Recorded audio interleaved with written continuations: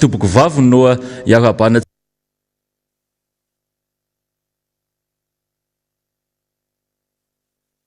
tsika menakavy miaino sy manjoy lalandava ny fandarana Miara Manonja be dia be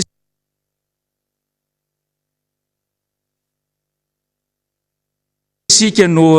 saro-piaro mihitsy rehefa tsy voatony anatin'ity Miara Manonja ity ny hoe mba ataovy kopakopa tanana ohatrany ny any Lyon, Grenoble, ny ao à La Réunion,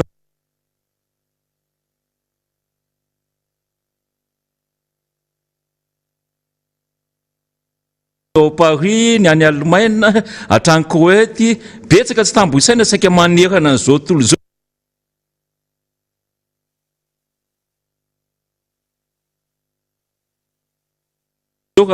Tsy teny fotsiny afa-tsy ny eto Madagasikara moa zany dia ny ao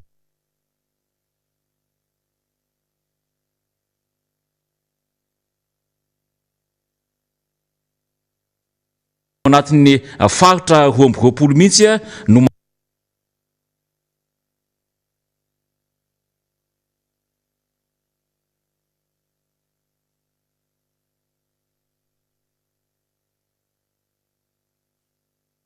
manaraka sy manjoy an'izany ary tena hoe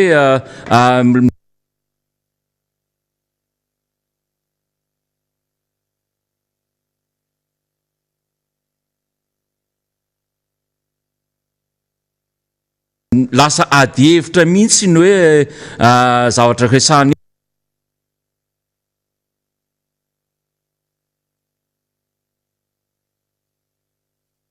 eto ary efa hitatsika fa manomboka mivelatra ary efa manomboka mahazo fakany amintsika tsirairay avy any izany hoe linana sy ny hoe famakafana eto amin'ny Miara Manonja izany tsy mitsaratra izay ny mitondra teny fankahirezana foana ho an'ireo mbola ao anatin'ny hoe miady amin'ny tsy fahasalamana izany mbola hoe ao anatin'ny aretiny izany zay le teneniny hoe tsy ny Covid-19 ihany na ny variant Sud-Afrique fa ninona aretina mahazo antsika ninona fahasahiranana mahazo antsika any dia hitondrana izay teny fampahirezana izay ohatrany koa isika menanakavy izay namoy avana tsy sarotro ohatra na namoy ray tapo zanaka ray aman-dreny dia mitondra izay teny fampinoana izay foana ny ekipan'ny Miara Manonja engany ka samy ho velona mindriary ary ny andro lanitra no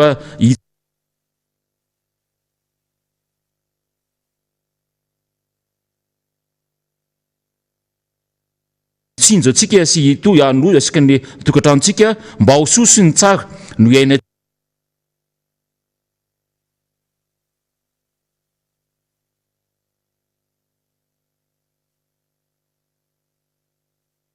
tsika indrindra fa ao aoriana izay mety hieritreretintsika ny hoe apety an'izay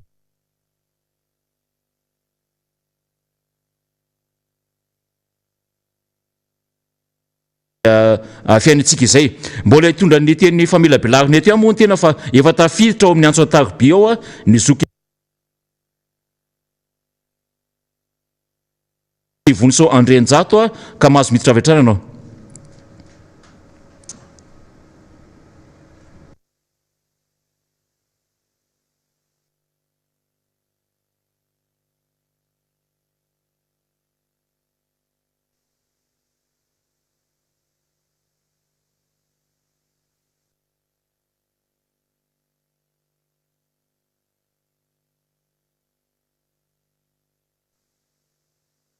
manantra ny arahaba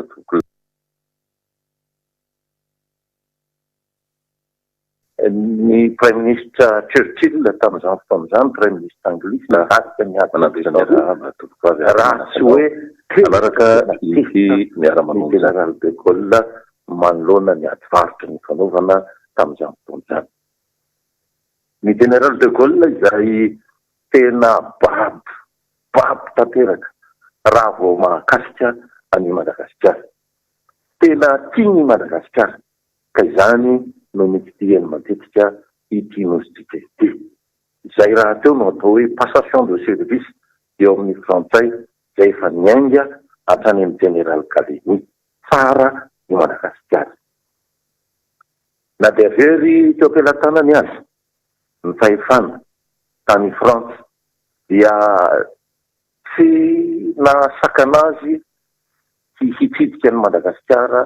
izany ny taona 1795. Tonga teto ny General de Gaulle miaraka tamin'ny ramatoavadiny. Ny volana 1795 izy no miveriny indray teto Madagasikara tamin'ny pomba ofisialy tamin'ny président du conseil, izany hoe premier ministre ny anaran'izany, nandritry ny 4e république tany Frantsa. Ny filoham-pirenena frantsay moa tamin'izany dia andriamatoa René Coty. Tonga teto izy sy ramatoavadiny nanao fampelezan-kevitra momba ny république fahadimy frantsay sy ny communauté française hiaraka aminy. Tamin'ireo mpifidy 7,705,000 2,150,478 voasoratra anarana dia ny raika sy valonjato sy arivo sy enina sy telo ray tapitrisa 1,361,801 no nandany ny eny tamin'izany fotoan'izany, ary 19,100 sy arivo sy alina sy telo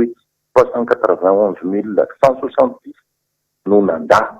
ary 2,700 sy eninjato sy arivo sy ray alina no vaty maty nandritra izany fifidianana natao teto Madagasikara izany. Noho izany laniny eny ary lasa république ao anatin'ny communauté française i Madagasikara. Marina fa mbola latsaky ny 5 tapitrisa isika malagasy tamin'izany fotoan'izany. Noho izany dia nampiatra ny politikan'ny maro anaka ny fitondran'ny dadabe tsiranana, satria midadasika loatra ho an'ny malagasy vitikely ny nosin-drazantsika izay mahakatra hatrany amin'ny 492,000 kilomètres carrés. Ary satria moa politika mpanjakana izany toe-javatra izany dia tena nahazo tombontsoa tokoa ny maro anaka rehetra teto Madagasikara. Izay moa sivy mianada ny zanaky dada sy mama, koa lahitsapany mihitsy izay fa nahazo tombony tamin'izany politika ny maro anaka nataony dadabe tsiranana izany. Mahazo rétribution 100% izahay rehefa mandeha train makany Tomasina, na train makaiza na makaiza, ary nahazo abonnement ny maro anaka rehefa mandeha bus. Efa moa mora be ny frais tamin'izany fotoan'izany, dia tsy nandany andro nandeha nilahatra naka ny ticket d'abonnement tany amin'ny coopérative Fifasima Bentoy. Ny karaman'ny ray aman-drenina koa tamin'izany dia asa no ny hafa, satria maro anaka nahavelona tsara ny karama tamin'izany fotoan'izany. Mbola niverina teto ny General de Gaulle ny taona 1950 miaraka tamin'ny Prime Ministre Michel Debré. Ity Prime Ministre Français ity no namelaka teamay ny olom-boafidy malagasy voalohany tao amin'ny Assemblée des colonies ny pasteur Ravel Jona ny taona 1950 rehefa niteny ny momba ny fahaleovatenan'ny Madagasikara ny pasteur Ravel Jona tao amin'ny lapan'ny Bourbon amin'ny teny miaram-pirenena frantsay. Ny rahalahy ny pasteur Ravel Jona moa, Ravel Jona fitandrina, dia fantatritsika fa nitandrina tao Ambotately, ary ny rahalahiny dia i Casimir Rabe na i Jean-Joseph Rabe. Nandritra io fitsidihana nataony De Gaulle eto Madagasikara io no nanaovana voalohany ny conseil des ministres ny communauté française. Ny angarana mihitsy i Madagasikara tamin'izany fotoan'izany, satria samy nitsiriritra ny ampiatrano izany conseil des ministres ny communauté française voalohany izany ny tany afrikanina maromaro. I dadabe tsiranana Marina no ministre ny fiarovana tao amin'izany gouvernementa ny communauté française izany. Fahatrikisana lehibe tsy misy tahaka izany. ny Vatomasina dia tsy Mahamasina no nanaovany Général de Gaulle ilay kabary lehibe toa miendrika famonoana nataony tamin'izany fotoana izany. Hoy ny Général de Gaulle tamin'izany fotoana izany. Je fais appel ici comme ailleurs aux hommes des valeurs, aux hommes capables, aux hommes qui veulent exercer la responsabilité de diriger le pays. Il faut que vous soyez des hommes et des femmes droits et loyaux qui ne se laissent pas emporter par le tumulte des mots. Faute de cela, à la première occasion, vous serez avec tout le reste palalier. So dikako izany teny izany satria malaya sao tsy voadika araky ny tokony ho izy amin'ny teny malagasy. Teny nataony ho an'ny zanaky Afrika rehetra, indrindra ny malagasy nanaty maso dia tsy Mahamasina izany toe-javatra izany. Amin'izao fotoana izao dia navadiky ny sasany ho kianjany Barea ombody izany kianjany Mahamasina izany. Mbola manamasy hatrany izany fa tena tiany Général de Gaulle ity Madagasikara ity. Nanampy-betsaka ny président Ramema ny Général de Gaulle nahazo université mitondra ny anarany tsara indrindra raha tsy hoe tokana taty Afrika ny université Charles de Gaulle eny Ankatso. Nahazo usine de montage na fiarakodia robe izao i Madagasikara, Renault teny Andraro, ny Citroën sy ny Peugeot tetsy Analakely. Nasangana teto Madagasikara ny centre d'expérimentation maro voay, Fisabe, Ambatondrazaka, Somalaka, Samangoko tany atsiny, ny kakao tany ambandro, ny volovary tany eto tany Baveville Sakay. Io no andrana voalohany teto ambonin'ny tany ary nafingana ny Frantsay any Brésil rehefa voaroka tany Akadinondro Sakay ry zareo Frantsay ny taona 1970. Miaraka tamin'izany ny fampiterahana kisoa izay Madagasikara no voalohany eran-tany tamin'izany fotoana izany. Amin'izao i Brésil mahavokatra 440 tonne isaky ny hektara amin'ny vary tanety ary tompon-daka eran-tany amin'ny fiterahana kisoa hatramintsika amin'ny teny izao. Mbola vary tanety hatrany no anarana siantifika entin'io karazam-bary io any Brésil ankehitriny. Izany no ampahany tamin'ny Madagasikara nanomboka ny fahaleovan-tenany. Ny tsiriritin'ny tany andalam-pandrosoana maro izany toerana nananan'ny Madagasikara izany. Nahay nampivady ny ampom-pirenena tamin'ny zava-misy atao teto amin'izao tontolo izao ny Repoblika voalohany. Nisesy ny fahombiazan'ny zanaky Madagasikara satria voky ny kibo ary izay voky ihany ny maharaka ny namany. Naoraka tamin'izany fotoana izany Jean-Louis Ravelo-Manantsoa teo amin'ny atletisme 100 mètres sy 200 mètres. Nahazo fahombiazana ny mpilalao malagasy nandritra ny jeu de la communauté voalohany natao teto Madagasikara tao amin'ny Tsanjabe Mahamasina. Io no jeu de la communauté voalohany sady farany ary dia fasa ina tanteraka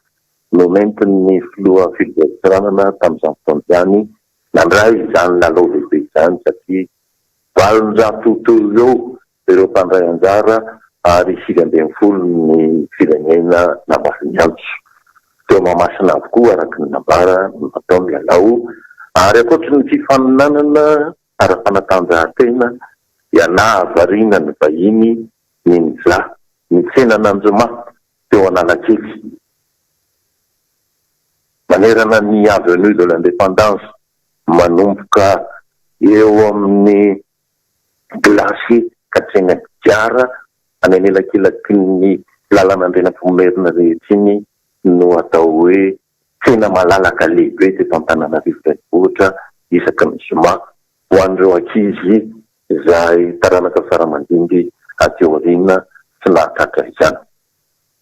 Nahafinaritra ny vahiny tokoa ny hatsaran'ny tanàna, zaridaina Nosy, Ambojatovo, Antaninarenina, Andohalo, Rovan'ny Manjakamiadana, ny arabe sady tsara no mikidana, ny tsenabe teo Isotry, madio sady tsara, ny iragasin-dramala teo Isotry, ny trampokon'olona Isotry, ny parka botanika teny Tsimbazazy, ny bus sady mirindra no madio no mora ny tarandalana ary aro no fore tamin'izany fotoan'izany ary teo ihany koa ny garan'ny Lamasinina teo Sorano madio sady tsara. Mbola tandrematsika tsara ny fifandraisana eo amin'ny frantsay satria isika dia zone d'intervention française araky ny filazana an'izao tontolo izao tamin'ny fizarana izao tontolo izao tamin'ny taonjato fahasivy amby enimpolo. Ary rehefa fakafakaina tsara ny rejima rehetra ny fandimby teto Madagasikara dia ity rejima ity ny tena tsy hita fototra mihitsy manoloana izay continuité de l'état izay. Nambaran'ny olona fa francophile Rajoel zany hoe pro-français sady manana nationalité français koa hanamora ny fifandraisan'ny Madagasikara amin'ny lafanta ny nahalany azy ara-fomba demokratika tamin'ny 2024. Tsy zany nefa no zava-mitranga satria tsy zatra ny fifandraisana kapobakana ny diplomatie frantsay. Saika molaka ny frantsay ny Rajoel tany Andohana fa ny an'ny frantsay no nataony tonga aloha. Izay ihany koa mantsy no nataony ratsiraka tamin'ny vanim-potoana sasany ary nifototra taminy izany politika izany. Izay ihany koa no mbola nataony Ravalomanana tanàna izy lanim-bahoaka tamin'ny mandany voalohany. Saingy ny fotoana sy ny zava-misy moa tsy mitovy. Ravalomanana nandimby rejima ratsiraka efa nankaleo frantsay sy ny Europeanina tamin'ny ankapobeny sy ny mpamatsy vola iraisam-pirenena satria navotany foana fa mbola behivavy indray rehefa avy eo. Saika manda iray monja mantsy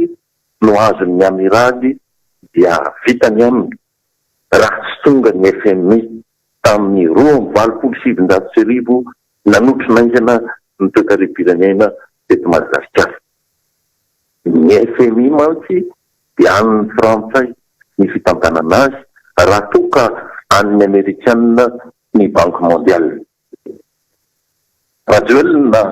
nandimby ny rejima rajaon'armapianina efa voalamina ny fifanarahany iraisam-pirenena saingy notandrondrony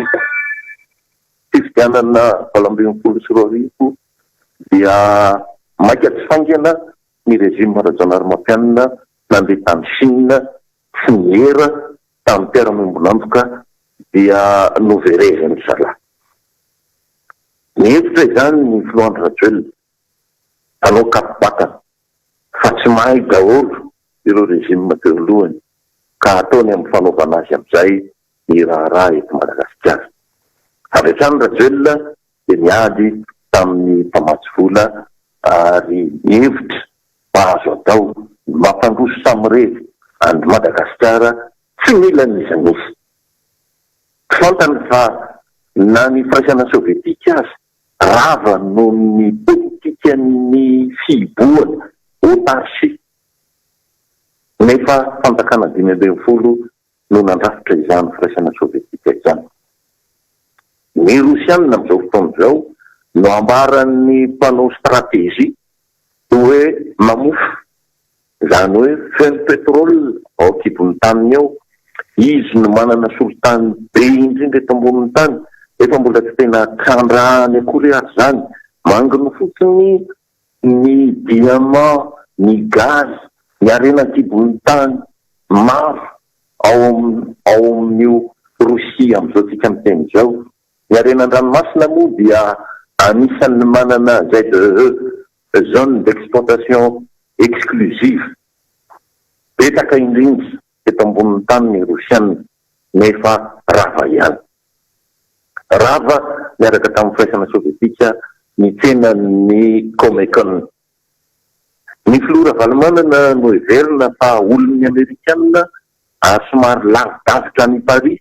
no an'ny filoham-pirenena teto ambonin'ny tany miaraka tamin'ny mpanjakavavy Anglisy Elisabeth II.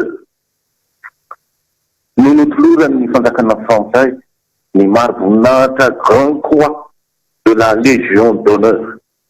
Tsy vitan'izany fa nahazo prix Louise Michel pour la démocratie ny filoha Ravalomanana ny taona 2010. No raisina tamin'ny fomba manetiketika tao amin'ny fondation Charles de Gaulle ny filoha Ravalomanana ary izy no chef d'état vahiny nahazo izany voninahitra izany voalohany miaraka tamin'ny mpanjakavavy Elisabeth II, ny filosino Jean Zenin ary mpikambana membre associé ao amin'ny Académie des sciences d'outre-mer ihany koa ny filoha Ravalomanana, izay fitoerana malaza any Frantsa prahavavy amin'ny Académie malagasy. Ny taona 2010 dia nanangana ny Frantsay stèle vatolahy mampiavaka ny kolontsaina malagasy teo anoloan'ny ambasaditsika ny Frantsa tao amin'ny parc du Ranelagh, eo anoloan'ny ambasady gasy any Paris mba hosorana ireo miaramila malagasy miady tany France. Indro tonga teto Madagasikara ny filoha Jacques Chirac nandritry ny nitondrany Marc Ravalomanana ny 2003 sy ny 2007. Mihoatra ny 20 ireo mission ara-toekarena goavana nataon'ny Frantsay teto Madagasikara tao anatin'ny MAP na Madagascar Action Plan ary nahitambokany hatrany amin'ny 20% izany mission izany. Izany no atao hoe diplomatie miantoka ny fampandrosoana. Tsy nahagaga raha noraisin'ny vondrona Europeanina an-tanana tamin'izany fotoana izany ny fanamboarana ny lalana mampitokamonina any Pego sy ny tapany avaratry ny nosy tamin'izany fotoana izany. Ohatrany nanofy ianao nandeha tamin'ilay lalana iray ny sisy vita tsara tarehy mampitohina ambondromamy hatramin'ny Pego renivohitra, sangy potika tsy misy azo raisina amin'izao fotoana izao. Miverina amin'ny taloha be tany iray ny toetran'izany lalana iray ny sisy izany ankehitriny. No hafanganina arak'izay tratra tamin'ny fotoanandron'ny fitondran Ravalomanana ny déblocage ny vola nanaovana ny boulevard de l'Europe ary efa tamin'izany no nanaovana ny projet d'extension ny Mare Masay ifandray amin'ny bypass kotokanany Rajoelina atoato rehefa tapaka ny fanonganam-panjakana ny taona 2010 sy nandalo ny fanjakana Rajao tamin'ny fanohizana ny contrat. Mbola niampy ny boulevard teny Anosy hatrany Anosy zato sy ny tsena ety Anosy be izay cadeau manokana avy amin'ny filoha Frantsay Jacques Chirac izany rehetra izany. Marihana fa nalaina tao amin'ny étude spéciale nataon'andriamatoa Jean-Pierre Razafy Andreny Aingo ny ampahany betsaka tamin'ny resaka ataoko izao. Izy moa dia zanaky Razafy Andreny Aingo, architecte urbaniste, nanao ny plan d'aménagement et de développement ny tanàna n'Antananarivo, manamboninahatry mitaritarika ny ainga teto Antananarivo nandritry ny ady lehibe guerre mondiale. Mbola ao tsy mbola lany andro ny plan d'urbanisme tokony hanatsarana n'Antananarivo, izany rehetra zany hatramintsika miteny zao. Izany no ahitana ny lalana cul de sac efa amin'ny complexe scolaire Ampeflo io, izay tokony grobaka hatrany amin'ny Ange Beravina eny Akadambahoaka sy ny etsy amin'ny Knapsa eo anelanelan'ny ambasady sovietika taloha, etsy Apatakana migrobaka etsy Ambosaritsely amin'ny alalan'ny tunnel sy ny sisa miampy ny projet métro voalohany taty amin'ny firenena aty atsimon'ny Sahara. Ny vagan-Razafy Andreny Aingo dia fantatritsika fa conservateur ny palais de la Reine rovana Antananarivo sy ny rovana Ambohimanga rehefa avy chargé de mission tao amin'ny musée de Versailles et de Trianon tamin'ny Frantsa ny taona 1927 tamin'ny taona 1929. Io rovana Antananarivo io moa ankehitriny dia novan'ny sasany ho rovan'i Madagasikara tsy misy fandiniana, ary mbola nanangana ny Colisée ihany koa tao anatin'izay miteraka hevitra sy fanantenana maro. Ary fahasahiana tsy misy toy izany ny nandravana ny Vatomasina,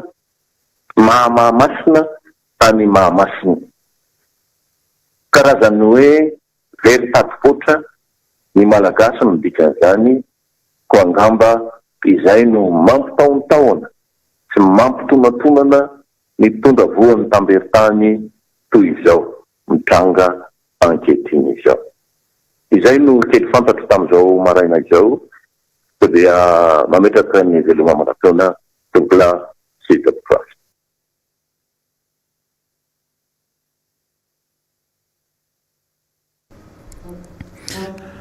Angasitray ianao Zokobe Voniso Andrenjato ny tonona izay famela belarana izay tena mafonja dia mafonja tokoa ary hoentina ampisainana ho antsika izay ampiondana amin'ny Miara Manonja, ary mila tsakotsakoina tsara mihitsy ahafahantsika hoe tena miaina ary tena hoe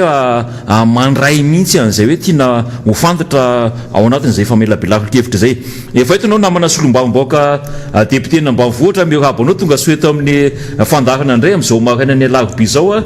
betsaka ny vaovao tiana ampitaina, betsaka ireo tiana ho fantatra amin'ny mpiainantsika amin'izao fotoana izao omeko anao avy hatrany aloha ny fitenenana. Sotra betsaka namana Erika miarabanvoaka manontolo manaraka an'ity zay misy anao naiza naiza ka te alalana zany hoe inona ny afatra vao amin'ny Miara Manonja zany. Ny didy mandraikitray amin'ity plateau Miara Manonja ity dia mizara ny zava-misy ary mampiditra an'izany ao an-tsainy hoe vahoaka malagasy manontolo rehefa mety teratany malagasy ianao na raha malagasy ary mety ho vahiny koa manana saina karabanondro malagasy ka te alala hoe inona nefa satria mety hiditsany amin'ny fanahan-dralahy mihitsy ny zavatra misy eto andreo teratany vahiny zay mitetitetika zavatra maloto eto Madagasikara. Lavitra be ny lalana ary sorana be dehibe namina voso teo natantara raha nisy kabary nataon'ny filohan'ny timam-bahoaka ity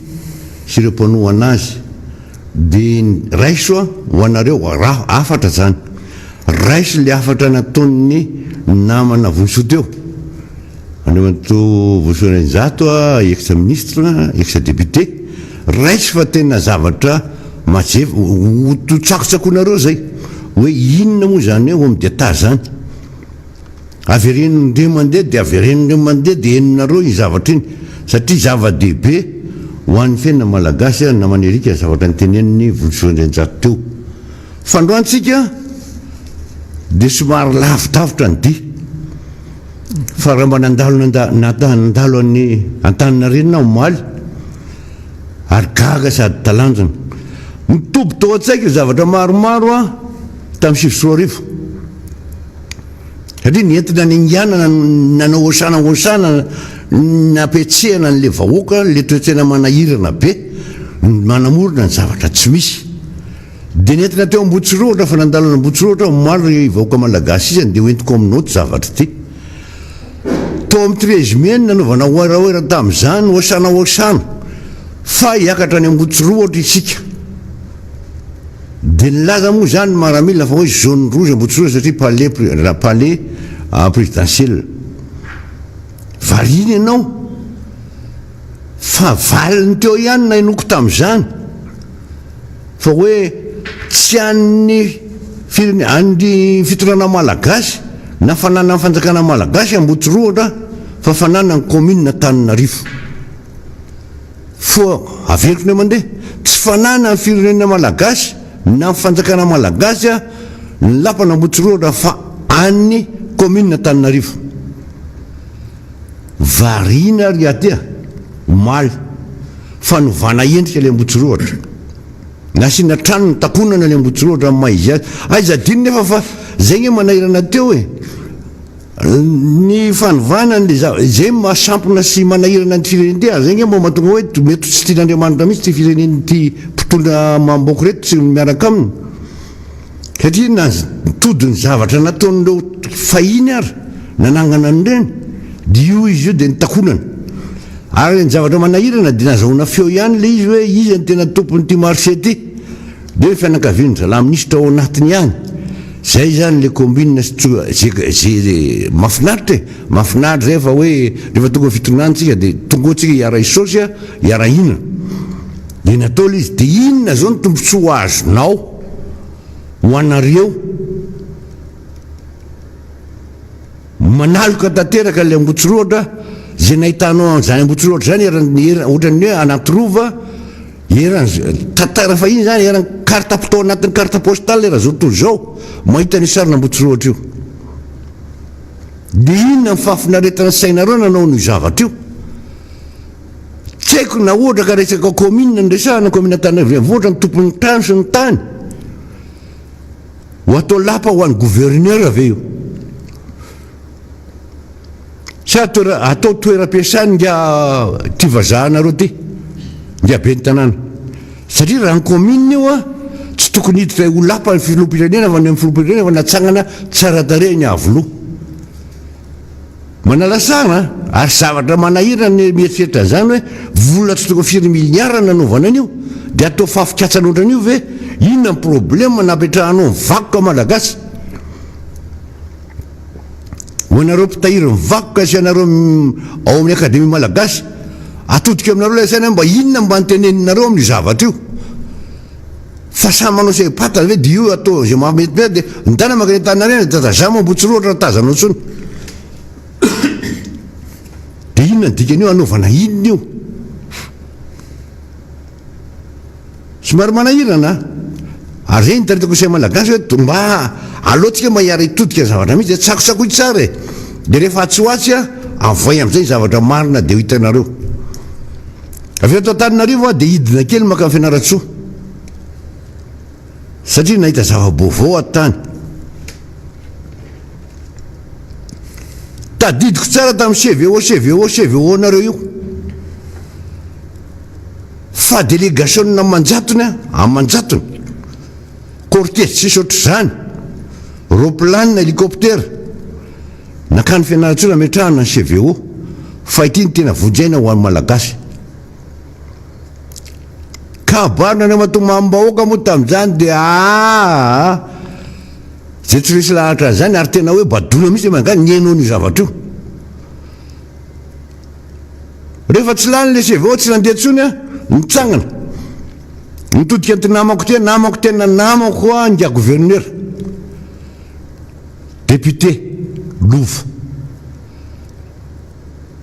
tadidiko anao a rozoky tamin'izany na zandry a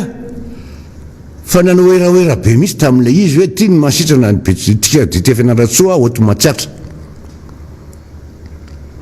midina hatramin'ny présiden'ny assemblée nationale député ray manontolo ninina isotro tambavy tamin'ny fianaratsoa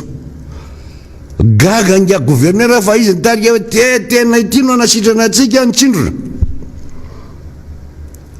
fa izay vady nitarika ho amin'ny fianaratsoa asehona ianareo fa zay vady mihitsy nitarika hoe anao tsindrontsika no vaksiny a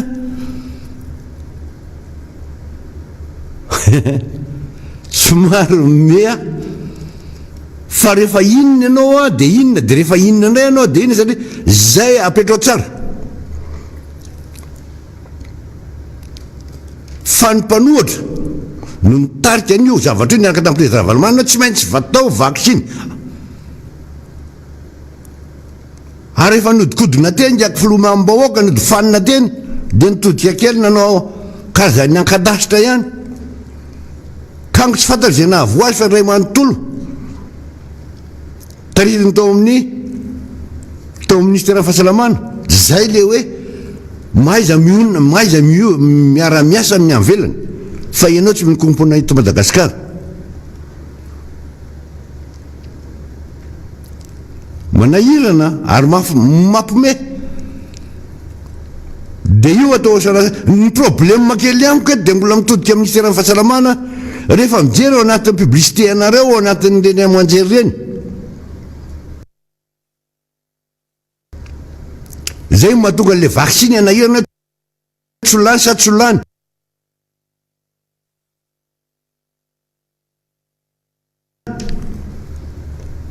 fa jereo le publicité anareo fa mbola ny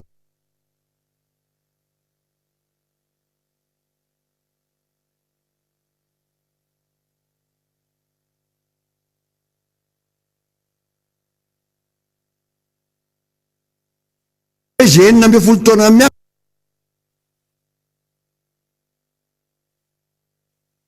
tonga le fanjakana milaza fa inona marina ny tianao ataony ty vahoaka ty e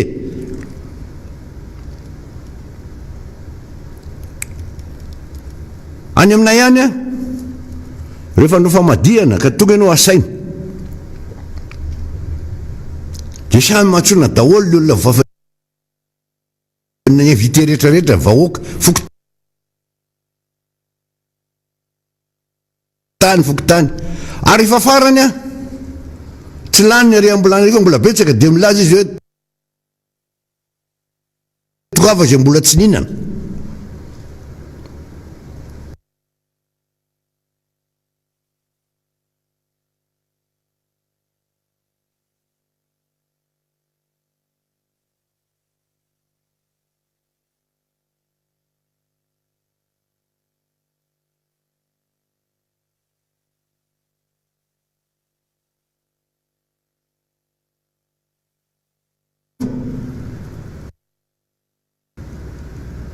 ary atoaty dia hitanareo hoe nitsindrona ve mpanohatra za tsy nitsindrona fa ianareo a zay no ataoko hoe ampangain'inona oatra nangalakatsaka io totra ataonareo io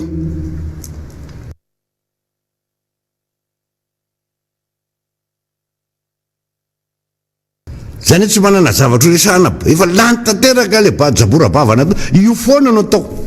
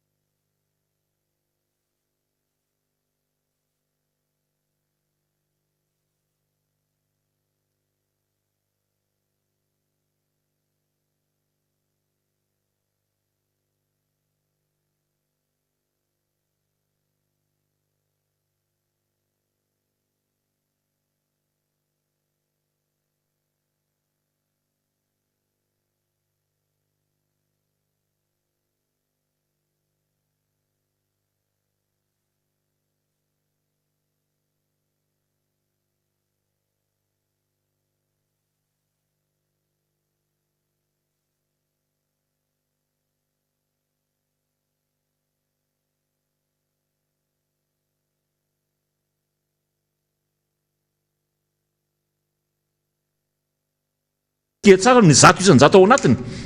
dia ny sénateur natolotra zany fitondrana zany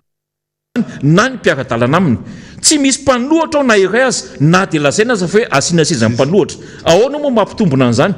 tsy misy mpanohatra ao anatin'le anteny miarandolona nefa ianao mametraka sezan'ny mpanohatra zany hoe aka mpanohatra avaizy ianao ho alatsaka ao sa le olona efa ao ihany lolokoana mpanohatra zany hoe alana le akanjo orange dia lokoana tsy haiko hoe inona dia iny ve no teneniny hoe mpanohatra ohatra mampanofa ohatra ny mieritreritra atsika ho kokombre amin'ny antson'ny fidelina zaram-pira sombavim-bahoaka ohatra mieritreritra atsika ho zaza mandrakizay ary ny zava-toza ao anatiny le teneniko teny hoe sotoavana sy le fihavanana izay ny fizokina amin'ny lafiny rehetra ka raha ianao zany mieritreritra ny tenanao hoe raha aman-dreny eto amin'ny tany sy ny firenena fa nefa mifantatra tsara mihitsy fa mbola misy zokinao nahara-taona na araka ny hoe traikefa na amin'ny zavatra rehetra manahirana ny fanazazana n'izany olo zany manahirana le fieritreretanao hoe dia tena zaza daholo ny olona ka azo hoentina amin'izay tiana hitondrana azy ary azo atao amin'izay tiana anaovana azy ny tiana hitondrana fanamarinana mantsy ny eto dia ny hoe tamin'izany fotoana zany mahafa-po ve ny jirama fandaotsika metraka fantanina amin'ny vahoaka ary andaotsika metraka fantanina amin'ny tompona andraikitra andaotsika metraka fantanina amin'ny DG ny jirama hoe misy ve ny délestage sa tsisy ary fotoana firika hatramin'ny firy zany ray ohatra foana ambotry manjaka ary voandroany vozao marin zao na dia vavatra ny manjaka andrinany hoe mikaikikaika mihitsy ny mponina amin'ny afitsiko zany délestage zany ka asa hoe misy ve ny délestage sa tsisy mba andramo atsika mampiondana miara manonjy hoe alatsao anatin'ny miara manonjy izany mifaritra misy délestage dia ho tany saina eto milamina ve ny fampianarana dia asa hoe ka raha mafiry volana tsy ndraisy mipandra raha ny université tsy ny eto Antananarivo ihany fa ny eto Antananarivo ndresana satria ny eto azy akaiky vilany feno arina ary akaiky itsika miara manonjy afaka mifampitava amintsika isan'andro san'andro eto amin'ny na fionana amin'ny vantana zany na amin'ny ataratasy na ny SMS fa etraka an'izany ny eto Antananarivo université ngeza be Antananarivo io maika moa zany fa ny any amin'ny faritra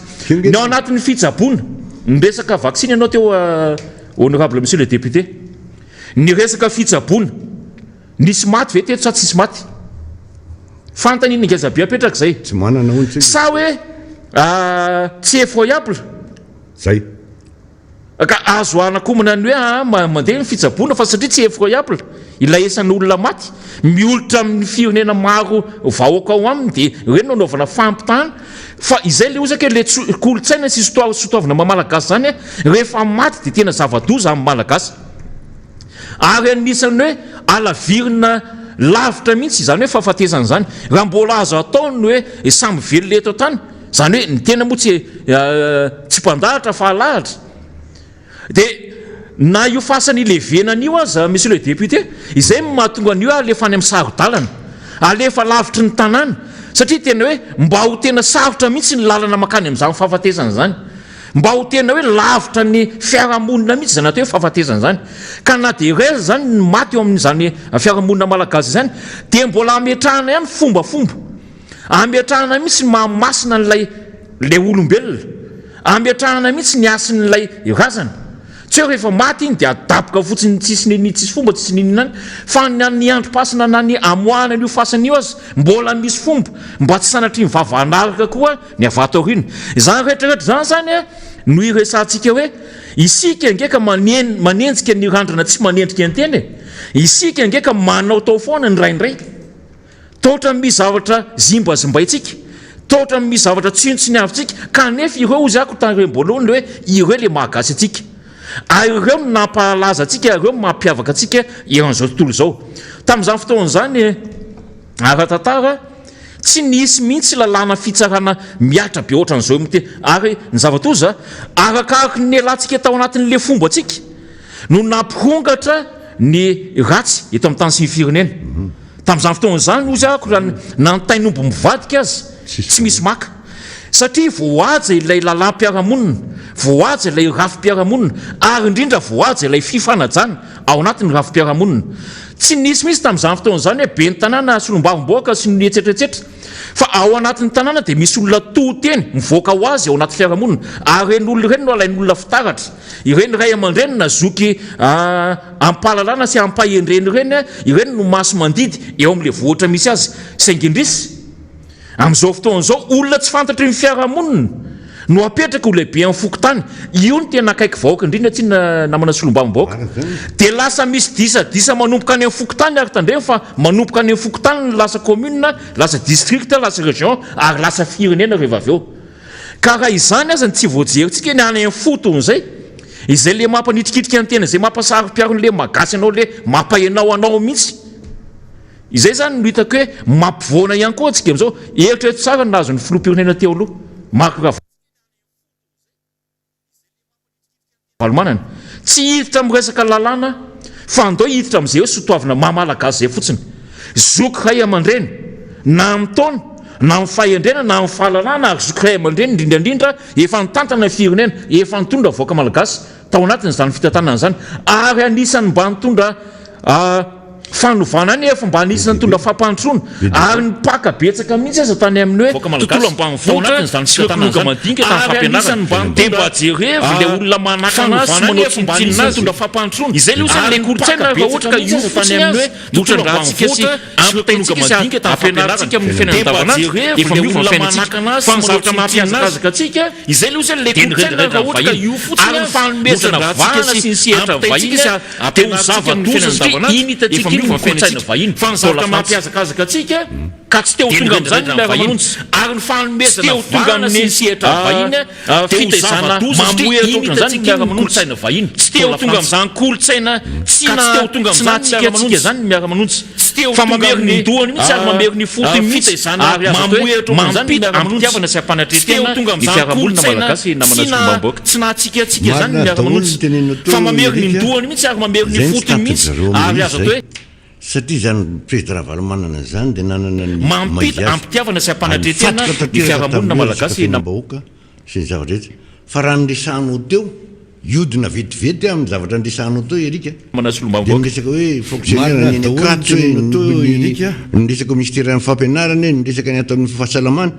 Zao ny problème amin'ilay izy le mpitarika zany le fantatra fa le fiainareo fonctionnaire rehetrarehetra eo mandany. Président Ravalomanana zany dia nanana ny fa araka le teniko hoe maintso ny angivy ny trinainy, zay vola kely azo traina ivitanana dia zara tsy maintsy ao anatin'ny angivy,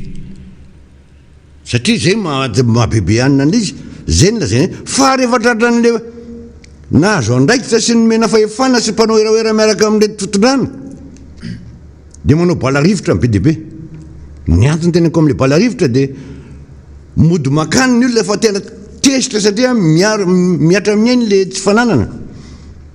miatra amin'eny tsy fananam-bola, ny karama ke tsy fisolotana, dia lasa le tolona mba mandeha dia rehefa tonga vandra lahy dia hainy makany Ambotsirohatra na makany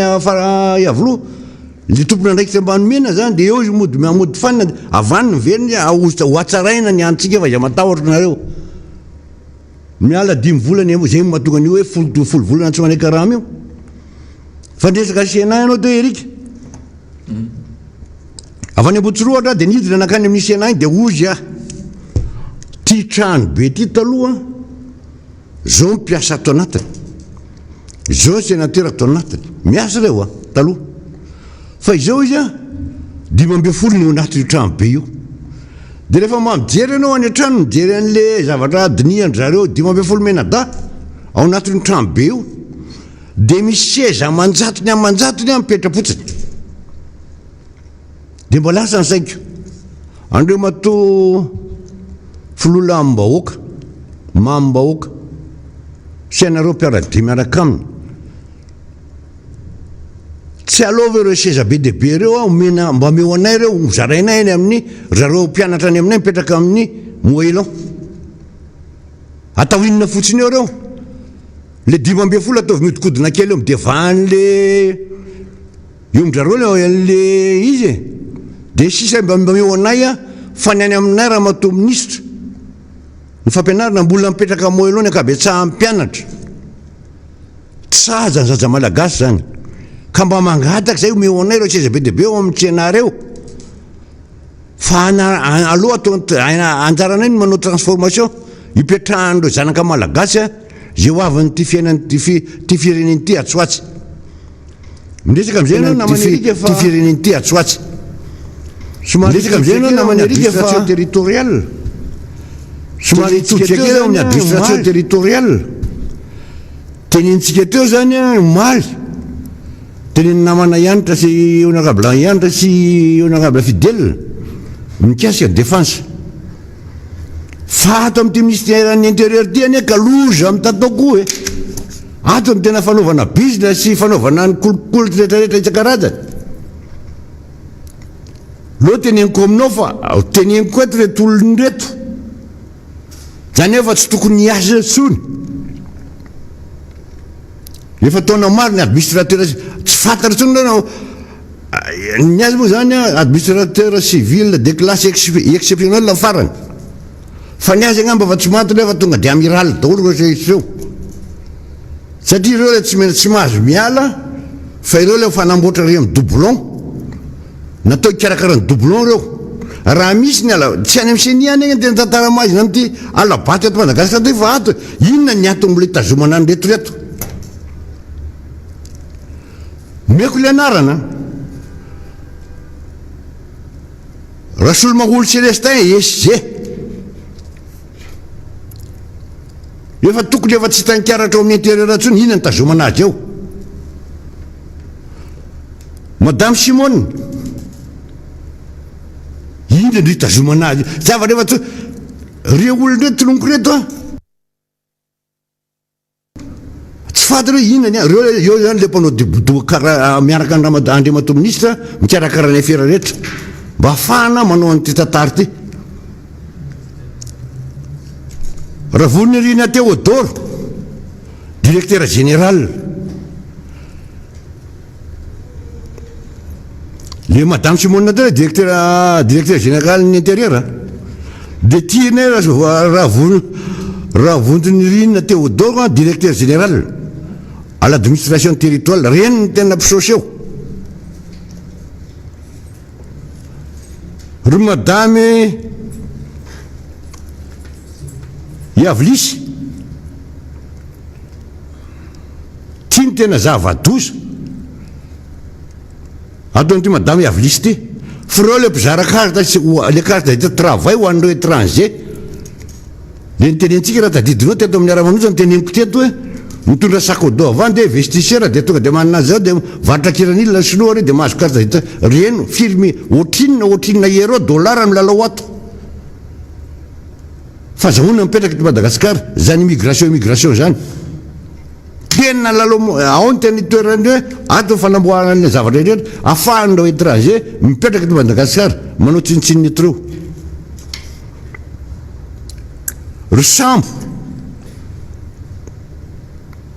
any be kely nahitantsika tantara maloto fa tany milimily tsy fantatra milina tamin'ny doublon zany sambo zany chef district amin'ny Bekily fa ny tena namorona mihitsy hoe nosoratana anazy mihitsy angamba le district amin'ny Bekily de hoe eto saka mandra-pahafatoka eto ty moa ny tenen'ny namana ianitra honorable teo nga préfet nga général Angelo aloha farako maître ianitra ny ananany maître ianitra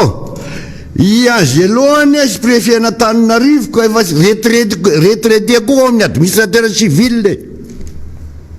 efa ela be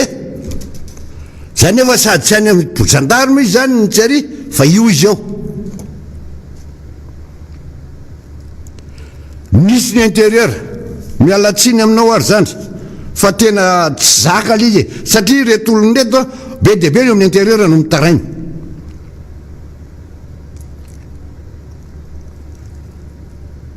fa tena violenao mihitsy ny statut ny administrateur civil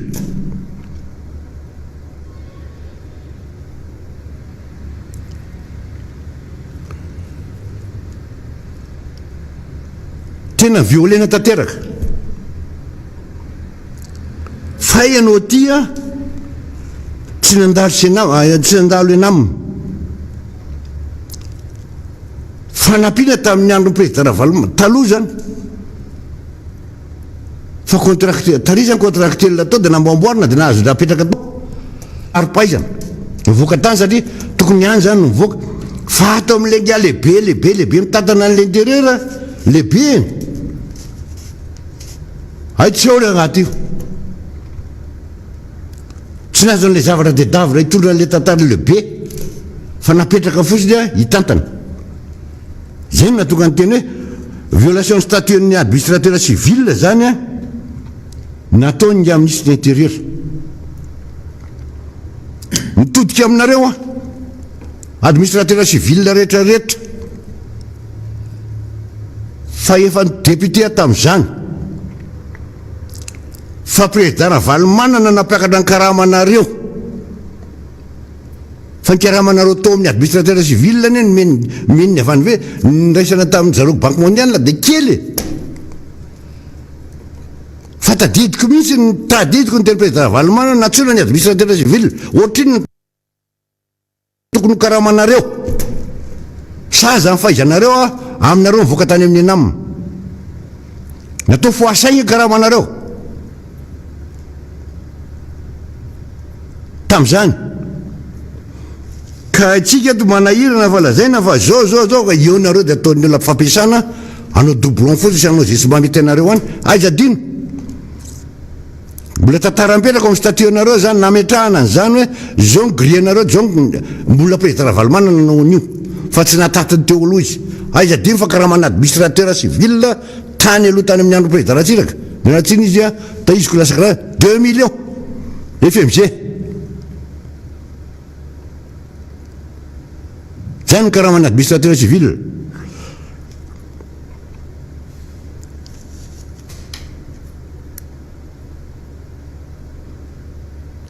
dia mbola milaza ihany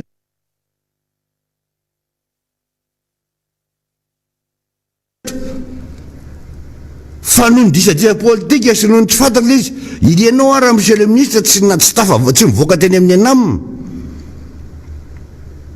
dia jereo atao administrateur civil be dia be mifloty nefa olona sady compétent no mahay an'le asa gaganareo a tsy any amin'ny tafika ihany misy mamodoza ato ny tena lozako retina ny tena mikirakira ny fiainam-bahoaka aizadino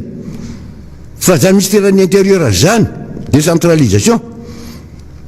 mikasika territorial no mitatana ny fiainam-bahoaka fiainany hatrany amin'ny fokotany miatrika nakany amin'ny fokotany miakatra commune rehetrarehetra erika ny tenenao teo ny administrateur civil reo intérieur ny tena mikirakira reo zao no fitsiny eoko zay jerenao zany sokafa na mivaravara ny rangaty aneko efa retraité efa tsy tokony hiasa atsony voasanao se vo ianao aitiko fa tsy kototsony fizy zany tsy kototsony a ao ministère-ny intérieur fa manokana broany ambony any anao dia tia koa efa tsy izy tsony tia koa fa atao inona fotsiny ao tsy aloha mba mihinana le zay fidela sy ny entra ihany reo tokony efa nisotronao dia atao be dehibe fa nareo tsy mba nahazo an'le mbivava ohatran'ny ny segiko raha entany eny antsena efa lany daty fa tokony tsy izy e tsy revana toerana mety tsy izy tsony aso ihany fa efa besaka moa reo azo atao hoe gaz prétendazana namana izay diso lalana tia aloha no efa hoe tonga saina ary miverina ary miresaka zavatra mampimeo anatiny monsieur le député ny rehefa tavaresaka amin'ny teny izy ireny indrindra fa ireo mpandrarava any amin'ny faritra ireo mpisehatra anatin'ny lavanilina dia ny hoe ka izahay ny hevitra ohatrany tamin'ny teteza mita hoe ohatran'ny mandeha ho azy izany dia andao ametraka an'ity flo ty fa mety andeha ho azy ohatra ihany koa rehefa lany eo zay mihitsy le teny'le namana ka ilako tsy ny mamerina azy ny hoe zay mieritreritra ohatrany tamin'ny teteza mita amin'ny fitantanana satria mbola izany tsinona ny tamin'ny teteza mita dia hoe ka mba malalaka ohatra idaolo ny affaire rehetra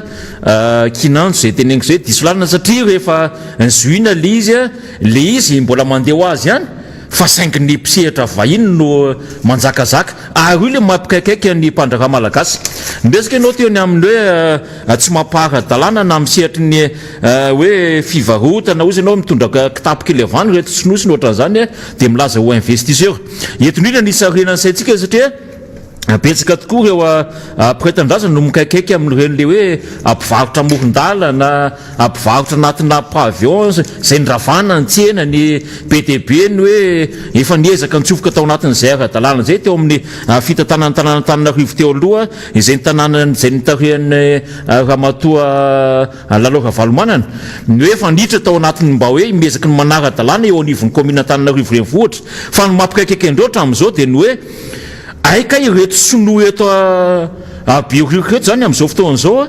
dia tena manao zay saim-pata mihitsy ary manao zay mety amin'ny antsomy fitenenana mihitsy ary tsy misy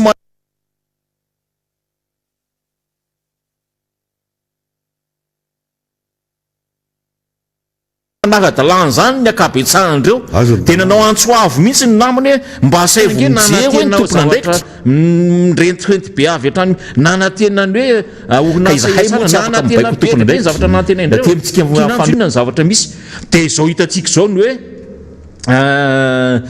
mpivarotra mibetsaka noho ny mpividy raha mandeha ny atsena anao amin'izao fotoan'izao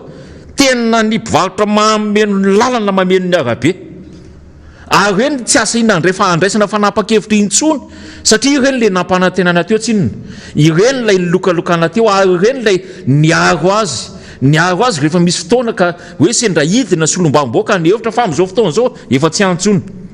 efa tsy makantsony fa raha ny fampitakafatra ny namana rehetra dia hoe miaino miara manonja ary efa manompoka mitododo amin'inona moa mitododo mahatsiaro an'ilay resakitsika mitododo mahatsiaro ny hoe tena aika izay ny tena izy raha le kabarina ndray matofoloana lefa omaly raha ireny ozy ako no anontaniny voakasika reny daholo nge ny sosialim-baoaka rehetra voakasika ny tsy fandripalemana hoe mahatsiaro tena misy fandripalemana veto manahoana ny fanabiazana manahoana ny jirama manahoana ndrehetrarehetra ny tanysaina teo daholo nge fa amin'izao fotoan'izao ndao tanysaina ary izy amin'ny mety inona no mandeha ary inona makany amin'ny lalana ny eritreretintsika efa andianana ho anareo le mpivarotra amoron-dalana izay efa manompoka amin'resaka aminay amin'izao fotoan'izao ary eto angasitrahana ianareo mpitondra taxi ihany koa rehefa mandeha an-dalana eny tena dia hoe mba tenenao zahay reo mpitondra taxi en 67 reo FTR tamin'ny fotoanandro moa hatramin'izao miaraka tamin'ny mpanolontsaina Clémence Rariny iny izay efa hitondrany ihany koa ny teny fisaorana ny hoe isaorana ilay azo atao hoe fambonitsaina sy fanetretena ka nahaizana nametraka ny ampipo amin'le hoe loko nametrananao tao anatin'izany toerana zany fa mahay mamakafaka tsara mihitsy ary zay ny ozaka hoe tsy olona no hijoroana fa le foto-kevitra sy lay fotom-pisainana sy lay lamina andaminana le tanàn'Antananarivo fa sy andaminana mihitsy ny Madagasikara ray manontolo ka nasainy zany mpanolontsainy zany mijoratra amin'izao ny hoe ny aha kosa zavatra ny fanarahana niza ka mivadika amin'izany hoe fanarahana zany na dia ny olona nametraka anako teo amin'ny toerana io azy toerana zay azo eritreretina hoe mametraka azy amin'ny sehatra ara-politika mametraka azy amin'ny toerana ary mety hoe isitrahany ihany koa zay tombontsoa mifandraiky amin'izany ao anatiny kanefa hijoroany mihitsy hatramin'ny farany hoe rehefa ny fanarahana kosa fa jerena manokana ny taxi jerena manokana ny tanàna Antananarivo kanefa tsy makany amin'izay lalan'izay ny lalan'le olona nametraka azy na le patron dia izy mihitsy no mijoro ary izy manaprofy hoe izany ohatra velona vavolombelona velona ary ho tsarain'ny tantara etiny hoe izany mihitsy no manohatra mivantana n'izany rafitra nametraka anako tao anatin'ny fitantanana zany izay zany le ozaka hoe toetsaina maty edera ary toetsaina mendrika lay tahaka mihitsy ny hoe tsy manaraka mpitolo tsy manaraka fahoany fa rehefa hitanao misy tsy mety dia mijoro anao na dia ny ao anatiny azy angasitrahana ozy ako teo ny hoe satria efa betsaka ny mijoro ary betsaka ny miteny na io sata amin'ny fian'ny mpanohatra io azy efa misy avao mihitsy no miteny amin'ny hoe mba jerevo lalina manara lalampanorenana na mikasika ny hoe fizakana zoom-pirenena malagasy zany efa misy miteny hoe sofa na emitra le fitaom-pivoriana fandiniana io ary nangatahany be sy ny marina io mba ho foanana mihitsy efa misy avao amin'ny zany loko momba fitondrana zany na manasolombamboaka no miteny ary manaraka ny tenitsika ary mameriny fotony mihitsy mamerina andohany mihitsy an'ilay vitanandrara-pirenena hoe aoka tsy ivona ary aoka tsy ala amin'ny lalam-panorenana satria mitera-doza ho amin'ny firenena io lasa hitarafan'ny olona mba tsy teneniko hoe sanatry ny vavalay tahaka ny aty amin'ny ratsy mankeky ny aty ambany zany satria l'exemple vient d'Anlo zay manahirana zay no miseho raha ohatra ka mampatsiahy ana zavatra kely anankiray mantsy zany namana solombavamboaka ny hoe raha tadiditsika tsara nge ny hoe nisy solombavamboaka tamin'izany fotoana zany tamin'ny fitondrana teo aloha nosakanana tetsy tamin'ny faritra somana tombotsy amin'iny andavamamby iny ilay nahitana vola roboatra nahitana vola roboatra tsy nentiny sakana ary tsy nentina nanokatra ny tomobilany fa nanahoana ny fiazakazaka ilay solombavamboaka namany hoe izay nge ka député izay tsy azo sakanana zay tsy maintsy matery zay ary nandehatra amin'ny kody tety nisy hatramina teny ratsy ary nitsoka sifle nanaitra n'olo hoe vonjy eo fa dalo mantsy le mpitandro filaminana ary aizany aferin'iny volo iny ary saika anaovana inon'iny no manahirana olo le zavatra ndresana teo no manahirana ao anatiny rehefa misy zavatra mampy ihany vaoka ohatran'izany rehefa misy zavatra ohatrany tsy maromaro pototra ao anatin'le fitantanana to tsy misy akory ilay azo atao hoe poursuite judiciaire to tsy misy akory fitenenana hoe rehefa niala vatsy ilay zavatra nampimenimenina vaoka dia nakatsy no rehefa tratratratsy dia tsy misy zany fa to ohatra ny vitanjavony satria ilay fitondrana ilay solombavamboaka tamin'izany moa hitantsika mpanarady fitondrana amin'izao fotoana zao ary mbola solombavamboaka hatramin'izao tsy ilay mahasolombavamboaka azy no resahako eto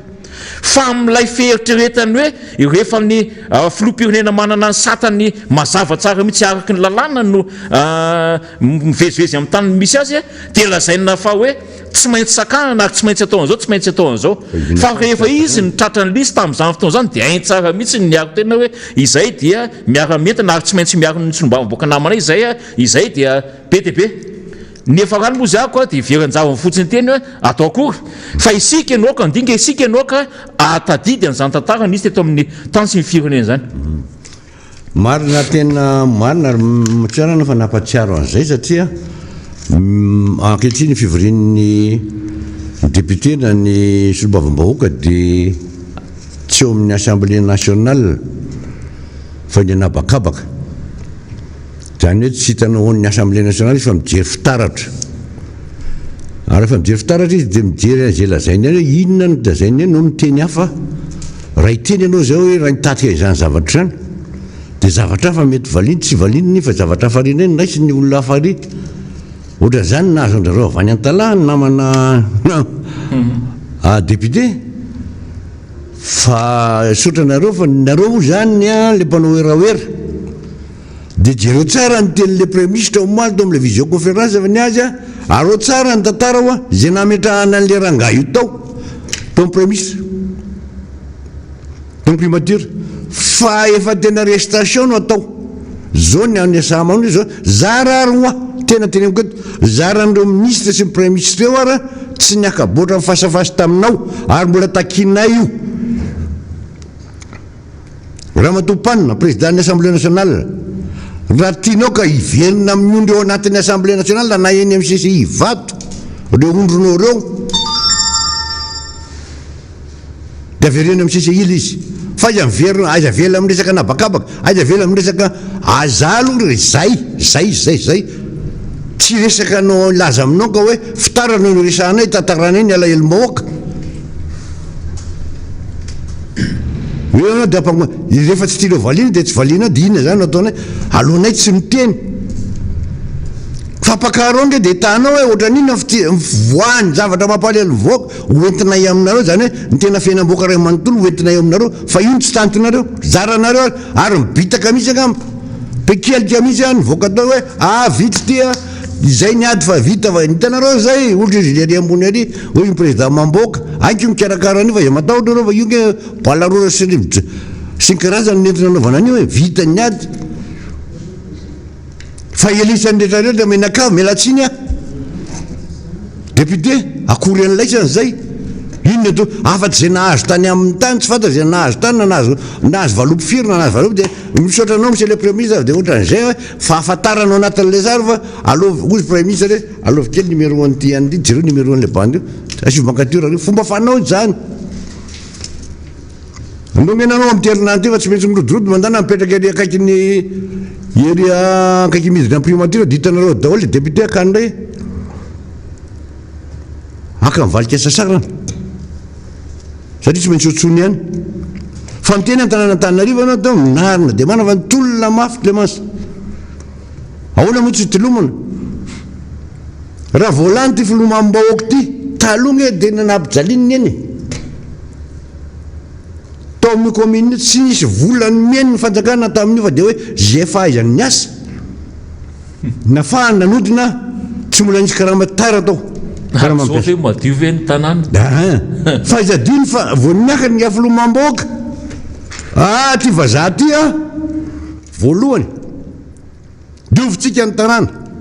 ary tsy maintsy ianareo gendarme na tsy ngiasegy fa nysega ny tena nandamina nalala mpivarotra moron-dalana ray manontolo hatrany amin'ny mampianatra olona mipieto vita iny nakajizaka hatriny vita vely verina ve le mpivarotra zay ny afatra zay le teny afatra zay ny teny lehibe dia natao le izy fa tamin'ity 50 milliards ty mba nahazo ve zalahy retina androkan'le olonao le gendarme kely zay foana ny problème 50 milliards no mena amin'ny vazaha ho an'ny commune Tananarivo dia mba nahazo tamin'ireny ve zalahy nandroka mpivarotra reto mpitandro filaminana rehetra nampiasainareo ny segrety ohatriny mena segy fa hoe gendarme misy ny tena atokisana an'ity ohatrany nakelefa amerikesinina tenao tsika ho amerikesinina mialatsy fa mitamberina ho tsika miresaka aminay anao dia mitamberina zay ohatrinina no mena ny gendarme dia ohatrinina mena ny polisy nanaka nanreny ta amerikesinina reny nalahatra tany amin'ny alabe amin'ny bypass zany ny gendarme 200 000 ny gendarme 100 000 ny polisy ka ma 100 000 zarainy zany ny zava-misy iainany eto Madagasikara aloha avoaka Miara Manonja mamoaka an'izany tompoko fa zavatra hitanay teny an-dalana ary zay natokana hoe miala tsiny aminareo ohatra ny teniko tao ministère-ny intérieur ny décentralisation siry zareo atao amin'ny territorial ray manontolo fa nytenitenao namany arika amin'ny resaka tao biorizika fa tao biorizika ny nahitako an'izany olona maniry nefa nahazo attestation hiasa eto Madagasikara ohatriny nazahoany lany ty karatra ty 25 izy moa tsy dia mahita 25 millions anao investissement eto Madagasikara ndrefa ny trano ipetrahany ara fa tapeleny tokotany ny kopahana zany investisseur anareo zany nandarakana zay ny tenako hoe raha misy vola mivoaka miditra eto Madagasikara ka hoe ho an'ireo vahoaka mampijaly vahoaka ray manontolo reo ao amin'io atao madama ato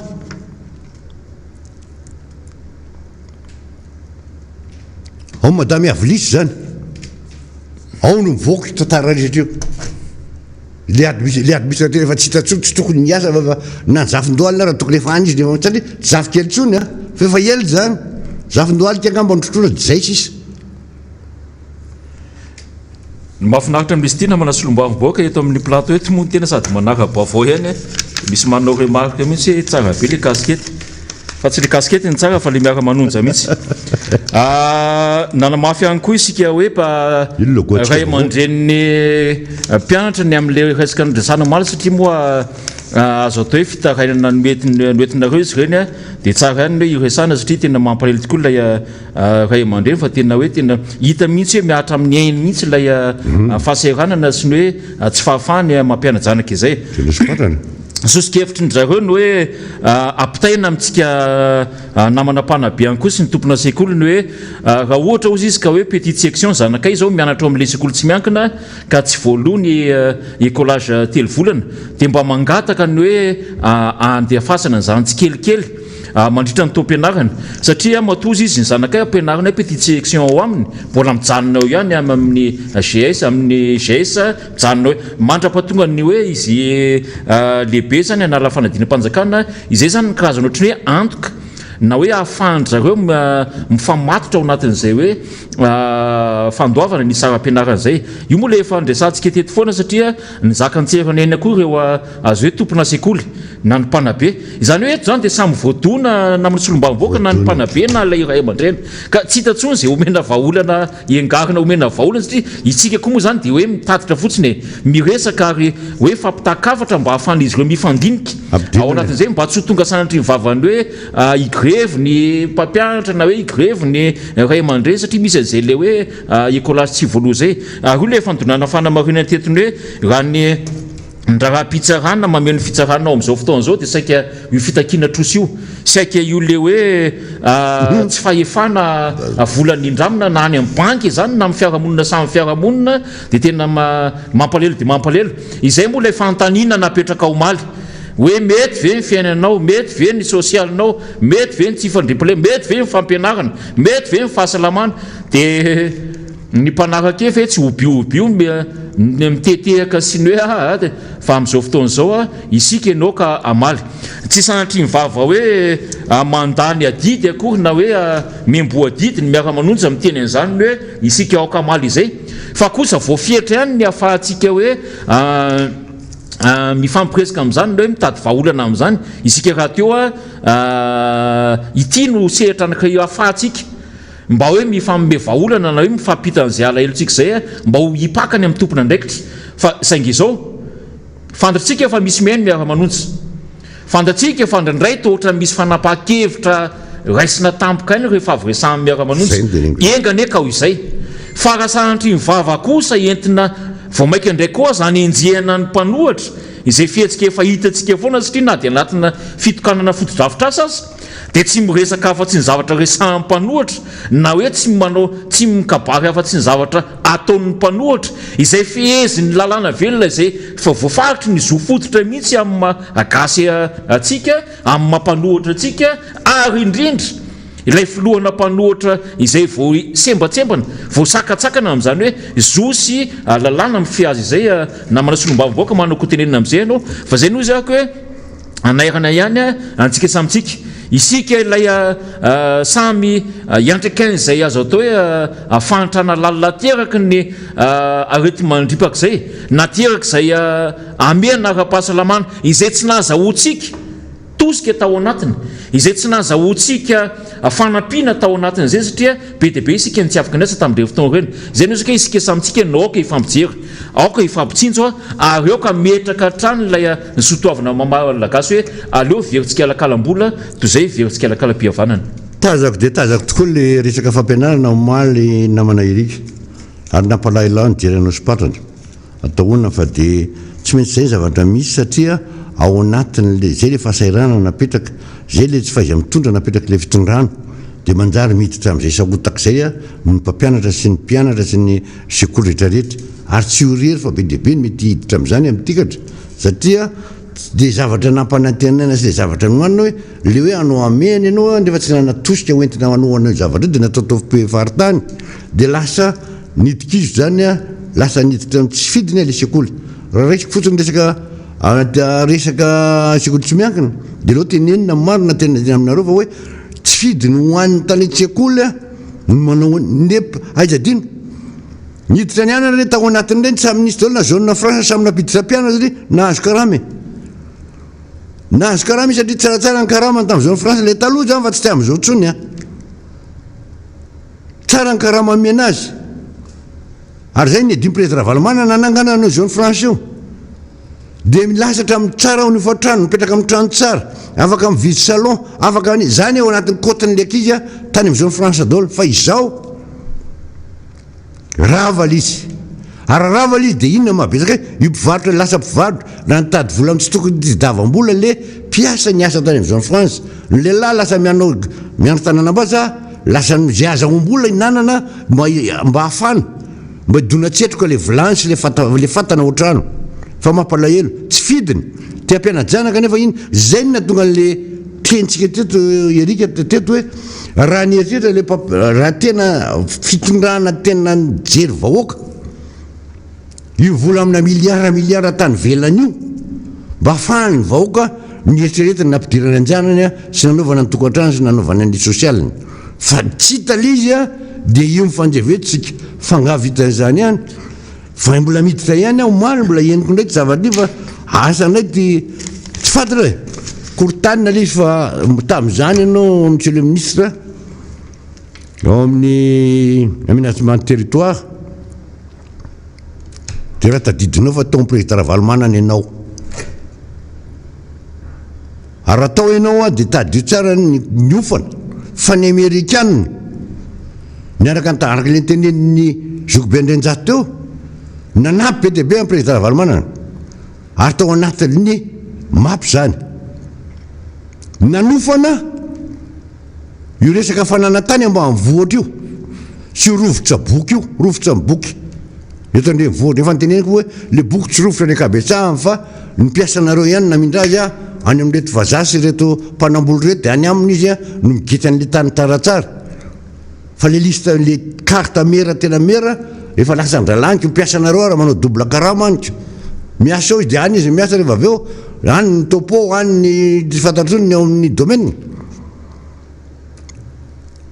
manana bureau tsara tare izy any mibromenareo azy ao tsy mety de aloha ny manana an'izay sady mahazo izy any mahazo izy ary tsy fonctionnaire izy ary fahaizadino andeha mito ministre fa ndresaka an'izay anao amin'ny resaka lalàna amin'ny resaka bifa fiofanana tsisy ohatry zany tena natanjaka be fiofanana raha tompona andraikitra be dehibe nanao an'izany tamin'ny MCA amin'ny fananantany io gagy ianao ankehitriny zay ndray zay ny tongoka alentinareo amin'ny fitondrana de tsy tokony amoaka ianao hoe efa ny ekena zay gneny mahatonga le zay zavatra nataon'ny olona pitehanareo ary masoa azy nyena piatanana mihitsy tena mipekely tena any ambanivohitra vao napetraka amin'ny bifa fahaizadino any amato ministre fa ny ankabetsahan'ny tribonaly ny olona voatory amin'ny tribonaly amin'ny gendarme sy ao amin'ny tribonaly resaka tany rehefa nandeha le bifa menao tompona andraiky ary tsy tompona andraiky le mera ny tompona andraiky fa misy technicienne napetraka tany misy mpamatsy volana matsy reo de foananareo vetivetina de ananaovanareo pakady raha ohatra misy manana velaran-tanina tsaikina million tsaikina fantatrasona hectare angeda be any 100 hectare 200 hectare 300 400 hectare de eo izy a tsy ho atao bifa ny azy tsy tantsa zany fa raha misy fitiamanana eo anatiny zany hoe manana an'le tany de tany lavavolo ny tambaran'izy menakavy zay le lalàna entinareo fa tsy fantarinay ny député 5e manao an'izay zavatra satria no tompona raiky amresaka milana miaraka aminareo de amboarinareo araka an'izay mamety azy satria nareo tsy nidina terrain fa raha nisy mifangalana tany sy tena nareo makan'io jereo ny tany amorony any andefa mitsoavina andriny ray manontolo nareo ny olonareo dolo no any jereo makany tsiromandidy izy dolo makan'ireo rahalahato amin'ny rahala tanora ato amin'ny défense dolo ny any makatany any ka ty le tantsazy ampitehany fa ny olona raha niatra azy nanao ny bif io fa manaova zava-baovao nareo ahafahanareo mamelona ny reto ekipanareo reto zay nga mandiniko amin'iny erika fa makapahana ny fandarana atsika namana farany de farany any teny nosopatrana latsiny a raha sao nareo nge ty sa mena teo 60 millions hoy izy namana izy Guy Maxime 60 millions d'ariary de mahavita fenina sekoly ino problème tsy amboarina sekoly izy de ampidiry afombanareo ihany le miditra ao nareo rano mitokana ataovina hoe vaty fejoro reo mba manao an'io nosopatrana de mametaka de tonga de tere retiretre tonga de fonctionnaire rapitsiko reto metre fram reto de vita tsy mitabataba le ray aman-drany mpianatra makapahana atsika namana solombavam-baoaka satria mbola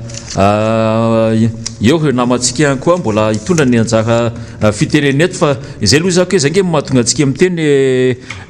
député nambanivohitra ilay vola be miditra fantatritsika ilay vola be samborin'ny firenena malagasy izay vaoaka malagasy ihany no andoazy reo avy eo ampahafantarina ary dradradradraina anaovana publicité mihitsy hoe nahazo an'izao million de dollars indray tsika nahazo an'izao tsika fanampiana hiatrehana ny aretiny mandripaka covid-19 800 millions de dollars teo eo ngamany izay mihoatra kely kanefa ny ilay fipakan'izany aty amintsika vaoaka malagasy tokony hitsitraka azy tsy hitatsika de zay mahatonga antsika mangataka io zay mahatonga antsika miteny io ary zay no anana antsika azo atao hoe droit mihitsy angamany iteny sy ampafantarana vaoaka malagasy hoe isika neka tokony sitraka an'izao teto e satria tsy ataony mpitondra le izy tsy ataony ilay hoe fangaharany ny fitantanan'izay raha nefa tena milendalenda mihitsy zany ianao raha zany 800 millions de dollars vola zany asa hoe mba manao zany ataontsika amin'ny ariary ny ariarytsika zay tena mitsototongana be io zany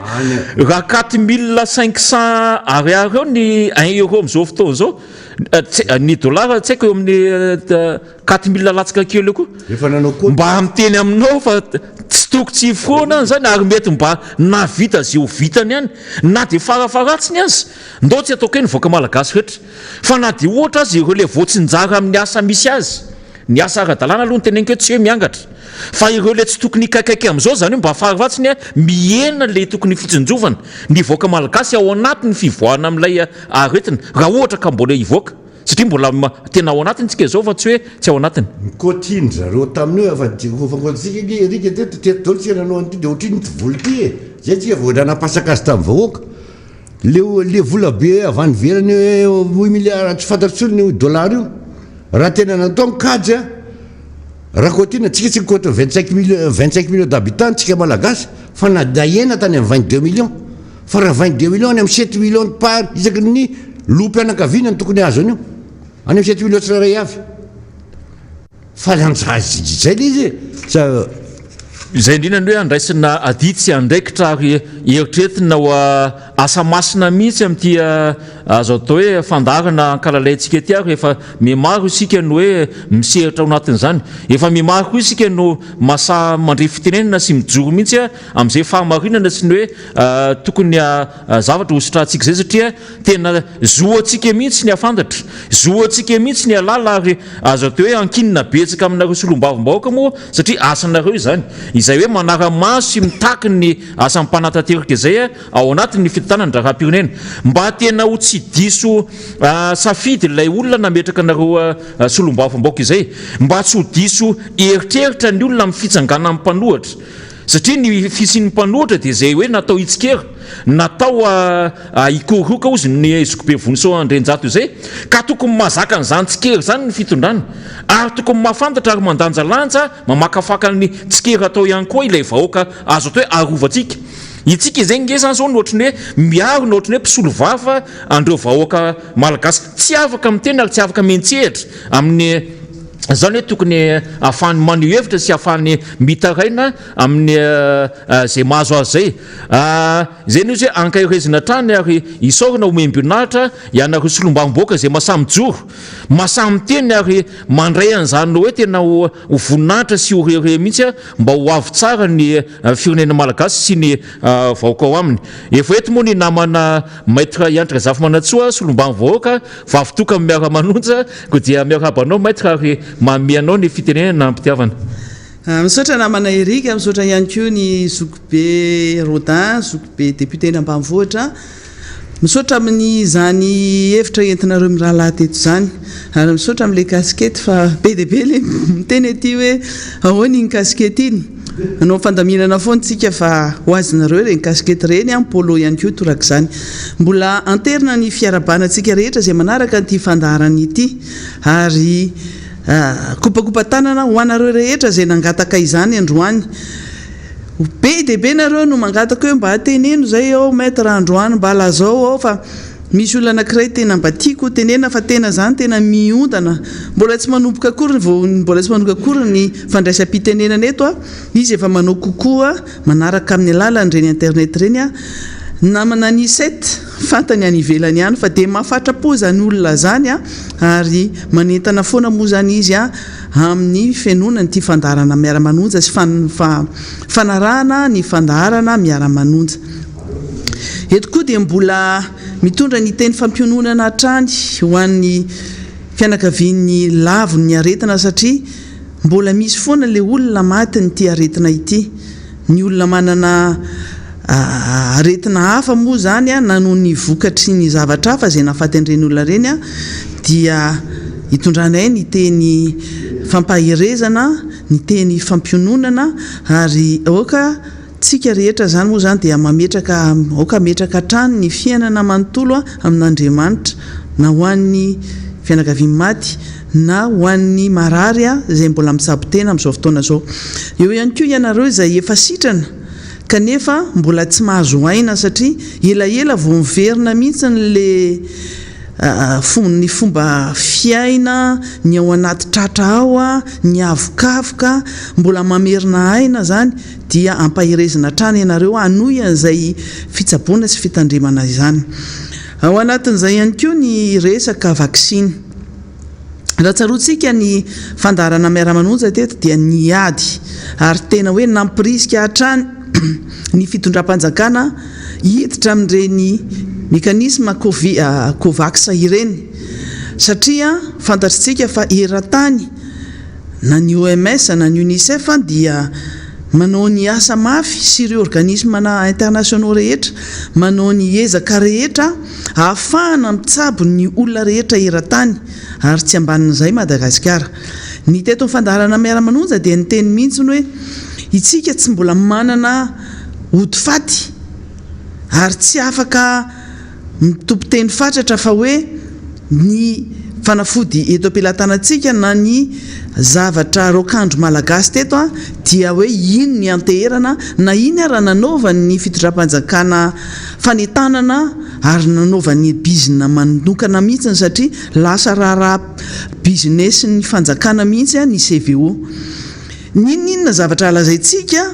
dia tsisy nanana n'le ody faty na ody an'io aretina io ary tsy afaka niteny mihitsy fa dia hoe isika ny tena tompony zany ary tena faratapony amin'izany fahaizana zany ny proof dia hitantsika fa maro ny olona maty, maro ny olona narary. Zany rehetra zany dia ahafahantsika miteny hoe tsy tsara ny matikambo, tsara ny manana hambo fa tsy tsara ny matikambo ary tsy tsara ny manao tsinitsinina ny fahaizany tsirairay. Nanao fanetanantsika teto hoe misy ny rokandro malagasy, misy ny fanafody vita misy singa ara-tsimika reny vita ana fomba simika. Tsy afa-niala tamin'izany Madagasikara satria raha hitantsika hatramin'ny herintaona anankaty dia marobe ny olona narary ary marobe ihany koa ny fomba nitsaboana an'ireny olona reny amin'ny alalan'ny teny frantsay hoe protocole. Nisy an'ireny protocole tany ivelany ireny nampiasainy Madagasikara. Tafiditra tao anatin'izany ny azithromycine, hydroxychloroquine sy ny sisa. Fa nefa tonga ny variant mafimafy kokoa, ny variant sud-africaine, ny variant brésilienne, ny variant indien dia nisy fiovanany koa ny fampiasana an'ireny fanafody ireny izay nisy vaovao ihany koa. Dia toraka izany teto Madagasikara nisy karazana fanafody izay nivoaka hoe tiany mampasitrana, tiany mahasitrana dia hitantsika niara-niatrika isika. Ny vaksiny hoy dia anisany naprisihany teto amin'ity fandarana Miara Manonja ity hoe tokony manafatra an'izany ary tena tsika tena miprovoke napriska tanteraka ny fitondram-panjakana hanafatra an'izany vaksiny izany satria izay aloha maneran-tany no hoe ahafahana miaro ny vahoaka rehetra na dia tsy misy vaksiny efikasy 100 isan-jato ary ho an'ny olona rehetra izay any firenena mieritreritra hoe hiatrika an'izany après crise sanitaire zany hoe miatrika ny aorian'ny valanaretina dia hiatrika ny fanarenana ny toe-karena ka ny olona salama ihany ny afaka manarina ny toe-karena, afaka miasa, afaka mampiodina ny toe-karena ary mampiakatra ny ari-karena. Fa Madagasikara moa dia manana mpitondra spesial ho alefantsika rehefa avy eo iny oronapeo izay nataon'ny filoham-pirenena ankehitriny ireny tamin'ireny fotoan'androny ireny alefantsika satria d'actualité efa nalefantsika ilay izy omaly tena d'actualité iny zavatra nalefa ny filoham-pirenena iny. Raha tadidinareo tsika tamin'ireny nanao fitsangatsanganana nanao an'ireny tatitra ny solombavambahoaka reny dia nalefantsika teo ny feo an'le ramatoa le ao anatin'ny fitondram-panjakana ao Miara Manonja tamintsika isan'andro san'andro tena raha ataontsika leo mihitsy na itsika raha leo vao mahainao an'le feo mikarantsana dia efa leo fa le zavatra niteneny no nampitaina zany tamintsika hoe c'est un droit absolu ny izao hoe fidinana an-dalambe sy ny sisa na averintsika isan'andro san'andro tena ataontsika hoe Miara Manonja teto mihitsy izy satria d'actualité izany hoe mety tamin'ny fotoana sy ny zava-nisy niainantsika tamin'ireny anaovana tatitra reny a le teny nataony ary nampatsahivina koa zany hoe tsy tsara manao ririndasa tsy tsaroana fa tamin'ny fotoanandro nanaovany an'ireny kabary be lavabe reny a dia ainy ny teny an'ireny teny be deaibe reny dia ny tantara nefa miverina éternel recommencement zany hoe verimberina foana ny tantara dia naverintsika teto le izy ary tena hoe nataontsika niara-nanonja teto amin'ity fandarana miara-manonja ity zao indray a ny filoham-pirenena indray nataontsika miara-mandiha amintsika mihitsy eto amin'ity fandarana miara-manonja ity miara-manonja amintsika satria d'actualité le zavatra voalaza amin'ny filoham-pirenena mbola tamin'ireny moa mbola tsy filoham-pirenena fa mbola nanohitra an'le filoham-perinasa tamin'ireny na le filoha voaniala satria niatrika fifidianana tsy azo atao ny manao vavabe ozy izy ny fomba fitenenana ary ny teny mamatotra dia averintsika le teny a satria roa taona sy tapany na 3e année taona fahatelo ny tondrany zao ny filoha ankehitriny dia tsara patsahiviny reny zavatra ny teneniny reny a fa mbola mety tsara mihitsy ary tena hoe terme na hoe fiteny any miara-manonja reny tena mety tsara miara-manonja dia aleo izy ny asaintsika manonja miaraka amintsika eto a dia aleo aloha zay enotsika dia aveo manohy satria iresaka momba ny zavatra voalazana io mihitsy tsika sy ny kabary zay nataon'ny prime ministre eo amin'ny antemera-pirenena zay amin'ny fizao fotoana zao moa zany a anaty fivoriana ny antemera-pirenena anatin'ny fivoriana ara-potoana zay fanao isa-taona dia amin'izao tsika amin'ny teny zao a dia fotoana fanaovana tatitra zay ataon'ny gouvernement eo anatrehan'ny antemera-pirenena ny gouvernement dia samy mandray anjara fitenenana daholo manomboka makany amin'ny prime ministre mandalo daholo ny ministra tsirairay satria izay ny voalazana lalam-panorenana hoe rehefa tonga le fepitoana fivoriana toy izao zay ataon'ny antemera-pirenena dia mandalo eo amin'ny antemera-pirenena manao tatitra ny zava-bitany na ny asa vitany tameritaona ny gouvernement manomboka tamin'ny prime ministre zay misy kabary lavabe asa efa misy 420 page zay nataon'ny prime ministre tsy voalazantsika manontolo eto daholo izy fa ataontsika tsikelikely zay tratratsika no resantsika eto fa d'actualité zany hoe tena mety tsara mihitsy ny ampifandraisina amin'le kabary lavabe nataon'ny ny président république amin'izao fotoana zao zay mbola candidat izy tamin'ireny fotoanandro reny oka tsy ho adininy mihitsy za fa nanonjanonja koa izy tamin'ireny dia ampanoza hoe aloha izy anonja eto aloha dia ndao hoe rahantsika miaino aloha zany a avere alefa azo dresi alefa aso le izy avere manontany tena hoe fa mbola misy fanjakana ve eto Madagasikara mbola misy fanjakana ve eto Madagasikara koa mametraka fanontaniana aminareo ary ankehitriny amin'ny trangan-javatra rehetra misy eto misy ve ny fandriampahalemana mahafa-po ve ny jirama ampy ve ny sakafon'ny malagasy misy ve ny fahamarinana eo amin'ny fitantanana ny asa-panjakana ampy ve ny université misy asa ve ny tanora ampy ve ny sekoly mahavelona ve ny karama misy ve ny fitsaboana mahafam-po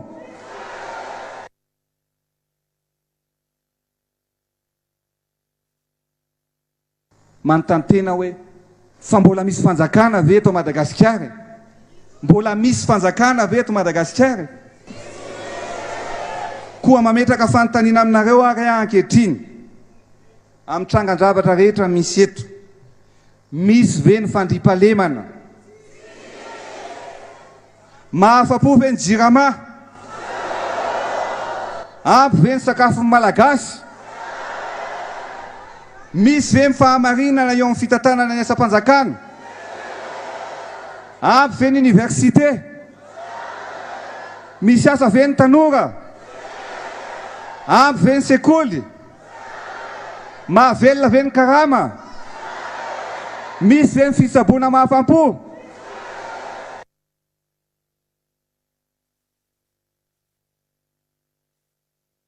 manontany tena hoe fa mbola misy fanjakana ve eto Madagasikara mbola misy fanjakana ve eto Madagasikara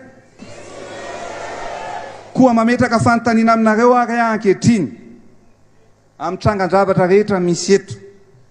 misy ve ny fandriampalemana mahafa-po ve ny jirama ampy ve ny sakafony malagasy misy ve ny fahamarinana eo amin'ny fitantanana ny asa-panjakana ampy ve ny université misy asa ve ny tanora ampy ve ny sekoly mahavelona ve ny karama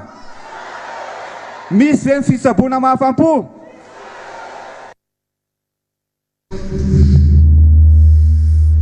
dia samina eno tsara tsika ny zavatra voalaza ny filoham-pirenena tamin'ireny fotoana ireny ny fanontaniana voalohany napetrany moa zany toy izay tena manontany tena hoe misy ve ny fanjakana eto dia apetrakintsika aminy zany androany apetrakintsika amin'ny mpitondra fanjakana zany hoe misy ve ny fanjakana eto amin'ity firenena ity amin'izao satria raha ohatritsika ka iresaka zany ny tsika moa zany sady apetrakintsika mihitsy misy mpitondra ve eto amin'ity firenena ity ny azy tamin'ireny hoe misy fanjakana ve hafa mantsiny rehefa hoe ianao ny mitondra dia hafa ianao rehefa ivelany ery fa rehefa milaza fa hoe tena lany vahoaka milaza fa hoe tiany vahoaka ary lany ara-pomba demokratika dia vonina nitondra ny fanjakana tokoa amin'izany vonina amin'ny lafiny ny rehetra dia manomboka amin'ny fananana olombelona na personne ressource le izy fanjakana mila olombelona ka rehefa hijeren'izay tsika dia efa miverina amin'le resaka nytenenina omaly hoe raha iresaka fitondrana izany fanjakana zany tsika dia ny any amin'ny lohany mihitsy ny jerentsika ny fanjakana dia misahana ny vahoakany misahana ny fitondrana amin'ny akapobeny fa tsy hoe olona mipetraka fotsiny ambony latabatra dia manao oeraoera mandeha mitokana etseroa manao propagande mandavataona tsy izay natao hoe fanjakana fa misy lafiny anankiroa io fanjakana io ny olombelona sy ny asa atao dia ny olombelona aloha moa zany hitantsika hoe hatraizany fahavononany hiatrika an'le fanjakana mitondra an'le fitondrana fa le asa ataony ao anatin'izay dia izay ny resantsika eto hoe averintsika amin'le filoham-pirenena zany hoe misy fanjakana ve eto satria raha misy fanjakana dia matsiaro fa hoe misy mitondra ary manao ny asany araky ny lalam-panorenana zany fanjakana zany zany mpitondra zany jerentsika ny lalam-panorenana fotsiny resantsika dia nanenjehana ny mpitondra teo loha rehetra tany dia hoe manitsakitsaka ny lalam-panorenana ary azadiny fa tamin'ireny etsika izay natao ny sombavim-bahoaka ny fanovana reny a nentina teo anatre ny fitsarana avy ny lalam-panorenana ny raharaha satria nenjehana tamin'izany fotoana zany hoe nanitsakitsaka ny lalam-panorenana ny filoha tamin'izany fotoana androny fa amin'izao tsika miteny zao ary ny zavatra rehetra nanenjehana ny filoha rehetra tany aloha tany satria tsy ny filoha tamin'ny filoha rajonary mampianana fotsiny no nenjehany ty fitondrana ty mpitondra ty fa ny filoha ravalomanana koa efa nenjehany ary naongany tamin'izany sy fisyroa arivo zany dia zay zavatra zay no resantsika hoe misy fanjakana raha ve eto manontany tena koa tsika tena misy fanjakana ve eto miresaka fanjakana tsika dia ny olona mitatana aloha zany mahafehany zany fanjakana zany ve ny olona mitatana mahafehy ny olona zay feheziny ve ny mpitantana filoham-pirenena zany nolazaina fa lehibe faratapony ity fanjakana ity inona ny ataon'le filoham-pirenena inona le zavatra tena mivaingana ataon'le filoham-pirenena ampifandraisiko amin'ny kabary zay nataon'ny prime ministre moa satria ao anatin'le fotoana fanaovana tatitra eo anatrehany solombavam-bahoaka ny gouvernementa mampalahelo moa zany fa dia tsy te hifanatritavo amin'ny solombavam-bahoaka fa indrindrandrindra solombavam-bahoaka mimpanohitra ny gouvernementa dia notazomina le fanaovana visioconférence nefa fantatritsika fa sarotra le fifandraisana satria misy elanelana be tsy miaina zany le débat ary tsy tafapaka any amin'ny tokony ho izy ny zavatra ho resahana fa eo andanina izay ihany koa misy fandaniana ihany koa ao anatin'izany satria zany visioconférence zany mila fitaovana marobe zany ary tsy fitaovana ny antemeram-pirenena ireo fa hofain'ireo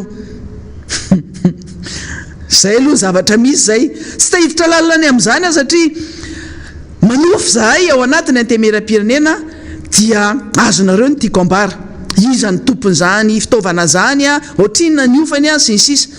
eny amin'ny CCI vato ihany koa mbola misy ihany koa fanofana zany toerana zany raha ohatra ka manao fivoriana zay satria misy ofany fa tsy hoe ampiasaina memepona koa zany CCI zany fa ny tena azo antoka zay tsy hofaina sady tsy manofa fitaovana dia ao anatin'ny antemeram-pirenena manana ny atao hoe salle de séance ny antemeram-pirenena afaka miatrika an'izany solombababoaka zany ny gouvernement afaka manao an'izany fionana zany na dia mbola tsy dia fanontaniana sy fametrahana fanontaniana sy fifamaliana fa fanaovana tatitra fotsiny aloha nataon'ny gouvernement tamin'ity mijery ny zavatra kabary nataon'ny prime ministre satria izy no nisahatra ny sokatra ny santatra ny sehatra zay nataon'ny prime ministre kabary lavabe ho ihany nataony fa rehefa jerenao ny ao anatin'le kabary zay nataony a dia menao miverina any amin'le hoe misy fanjakana ve eto manontany tena hoe misy fanjakana ve eto fa tena tatitra maivana dia maivana tsy mendrika natao hoe fanjakana tsy mendrika natao hoe gouvernement le tatitra zay atao na ny zazakely eria amin'ny klasy T5 na T4 raha dia atsapany zany raha fa mamaky an'izany hoe inona moa le zavatra tena raisina atao anatin'ity tatitra lono natao dia tena tatitra bazika tena faran'izay tsotra ary izy koa soa ihany fa zay aloha zay mba tsy nanao oeraoera ohatran'ny fataon'ny filoham-pirenena sy ny hafa izy fa nalefa ny ohatr' zay le izy dia tsotra dia mamaky ianao dia hoe tena tsotra ohatr'izao tokoa le fitondrana ary manapirofo fa tsy misy fanjakana eto amin'ity firenena ity ny zavatra nyresako hatrany ampendoano ia hoe ny fanjakana dia mizara anankiroa dia nisy ny rafitra anankiray ny olombelona zay mitatana sy ny asa zay atao inona ny ao anatin'ny asa zay misy zavatra kirakiraina entina ampiasana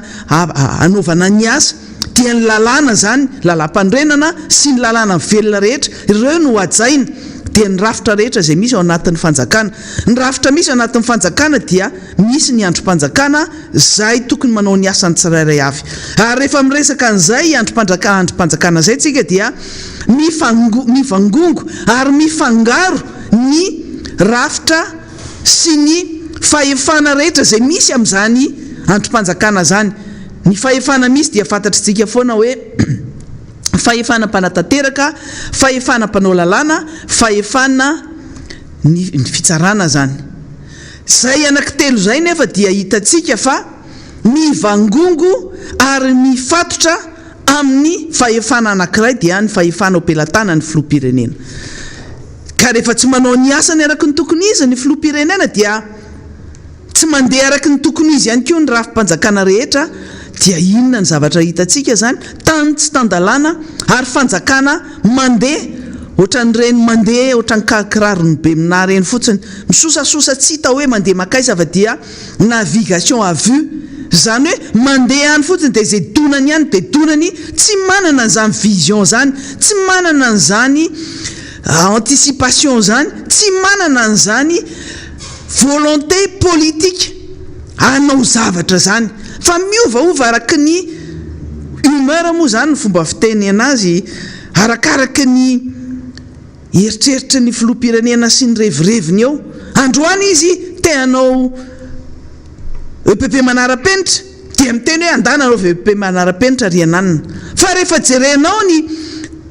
teti-bolam-panjakana zay entina manatanteraka an'izay vinazay dia pokaty ao anatin'ny kabary ny prime ministre zany dia hitatsika zany zavatra voalazany eo ary zay moa zany ny isantarana anazy hoe resaka ao anatin'ny valana retina ozy izy tsika nanomboka tany 24 ka hatramin'ity 1 ity mbola ao anatin'ny amehana ara-pahasalamana tsika hatramin'izao sofa nisan'iny amehana ara-pahasalamana sy valana retina iny a nanoliana ny tsy fahandianany fitondram-panjakana sy fandehanana zany fanjakana zany hatramin'ny heritaona isika dia samy natsapa fa tsy nahy zany tsy nahy niahy zany aretina zany nisy ny atao hoe mauvaise gestion tena ratsy de ratsy ny fitantanana zany amena ara-pahasalamana zany raha nahay ny mpitondra fanjakana raha nisy fanjakana teto dia nahay nanao an'izany anticipation zany ary nahay nanaja an'izany olombelona ao anatin'izany firenena malagasy zany fa ny zavatra nisy dia tsarotsika ary mamerina mihitsy eto hoe oka tsy ho adino ohatran'ireny filazana taony ny filoham-pirenena tao iny fa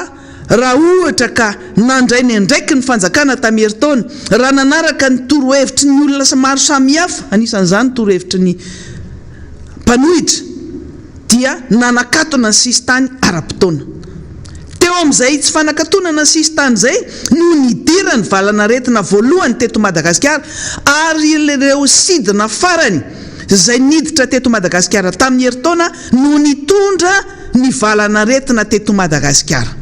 Tamin'ireny fotoana ireny nefa efa loza be ny tany ivelany satria efa nianaka maneran-tany ny valana retina ary efa tena loza zay tonga manerana an'izao tontolo zao zany valana retina zany fa ny teto amintsika teto moa zany satria mafy be daholo ny tao anatin'le lazaina fa fanjakana pokaty lazaina fa fanjakana nefa pokaty lazaina fa tsy mafy noho ny pesta sy ny choléra ny covid tena velanidina mibanabana ny seran'ny sistany tonga ny aretina teo amin'izay vao nikoropaka amin'izay akay zava-doza izy ity nisy maty nisy ny narary ary nisy mbola mitondra takaitra santsika amin'ny teny zao nisy ny olona efa voa ny aretina tamin'izany mbola voa tamin'ity taona ity resantsika hoe inona raha ny zavatra nataon'ny fanjakana tamin'izany amin'ny herintaona zany tatitry ny premier ministre ihany no ahitantsika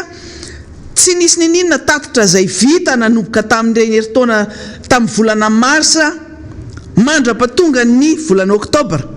fa ny zavatra nyresahana dia oera marobe anao an'izao tsika anokatra laboratoire farany lehibe indrindra ty Afrika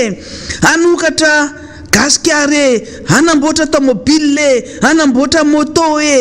anao zavatra marobe maro samihafa ny natao tamin'ireny zavatra tsy nifandraika tamin'ny ady natao tamin'ny valana retina dia nitolantoizina fa dia anao plan Marshall tamin'ireny fotoana reny dia nanovidina ny loi de finance rectificative na ny LFR dia nampidirina tao ny vola sorabola hoe zao ny vola ampiasain'ny fanjakana fa inona nisy teo satria tsy nisy fanjakana nampiasa an'izany ary tsy nisy vola zany nampiasain'ny fanjakana tamin'izany fa ny nataon'ny fanjakana tamin'izany sy mitondra dia ninana ny vola zay nomena ny Madagasikara edina amin'ny valana retina hatramintsika amin'ny teny zao mibadabada moa zany ny ministra ny tetibola nanao tatitra tao amin'ny antemeram-pirenena mbola resantsika eto daholo zany fa tena mibadabada fa dia isa miiba daholo ny netiny tao zany hoe chiffre négatif daholo ny netiny teo anatrehany antemeram-pirenena manapirofo zany fa zay no zavatra nresantsika teto amin'ity Miara Manonja ity fa hoe mandainga ianareo ary mamandalitra le vahoaka malagasy amin'ity alalany loi de finance ny tetibola mpanjakana raiky amby roapolo amby roa arivo sy ny tetibola mpanjakana nokitiana na ny LFR tamin'ny roapolo amby roa arivo fa tsy tafavoaka ny mandrakitiny androany ny fomba ny tatanana ny vola be tsy toko tsy foroana ny ndramy Madagasikara sy ny mena Madagasikara iadina amin'ny valana retina tsika eto amin'ity fandara Miara Manonja ty androany afaka miteny fa manana ny raison tena ny manana ny rariny isika ary tena mitombona ny zavatra kina nataontsika hatramin'izay ka hatramin'ny androany satria miparadaka ihany ny faraniny na ny premier ministre na ny ministry ny vola dia zay no lazaintsika amin'ilay filoham-pirenena hoe misy ave tsika hoe manontany tena hoe misy fanjakana ve eto ny fanjakana tompoko dia manatanteraka ny lalàna misy aloha dia ny tetibola mpanjakana aloha fa tsy zay arakaraky ny humeranao ao ny zavatra ataonao tsy arakaraky ny zavatra tianao atao zavatra mahafinaritra anao ny tianao ataony ny mpitondra ambany fa ny zavatra misy dia zao ny zavatra tiako atao reny zaza reny le zaza be fiantana ireny ohatr'ireny ny fitantanana le firenena ary averintsika foana hoe gestion d'épicier na gestion d'épicerie ohatra ny fitantanana fivarotana enta madinika ny fitantanana amin'ny firenena ary mieritreritra hoe ny vola bahoaka na ny volany teti-bolam-panjakana dia tsy misy ny lalàna sy ny procédure na ny fepetra entina manatanteraka an'ireny fa ny vola alaina atao amin'ny Sénat dia lazaina fa lefa any amin'ny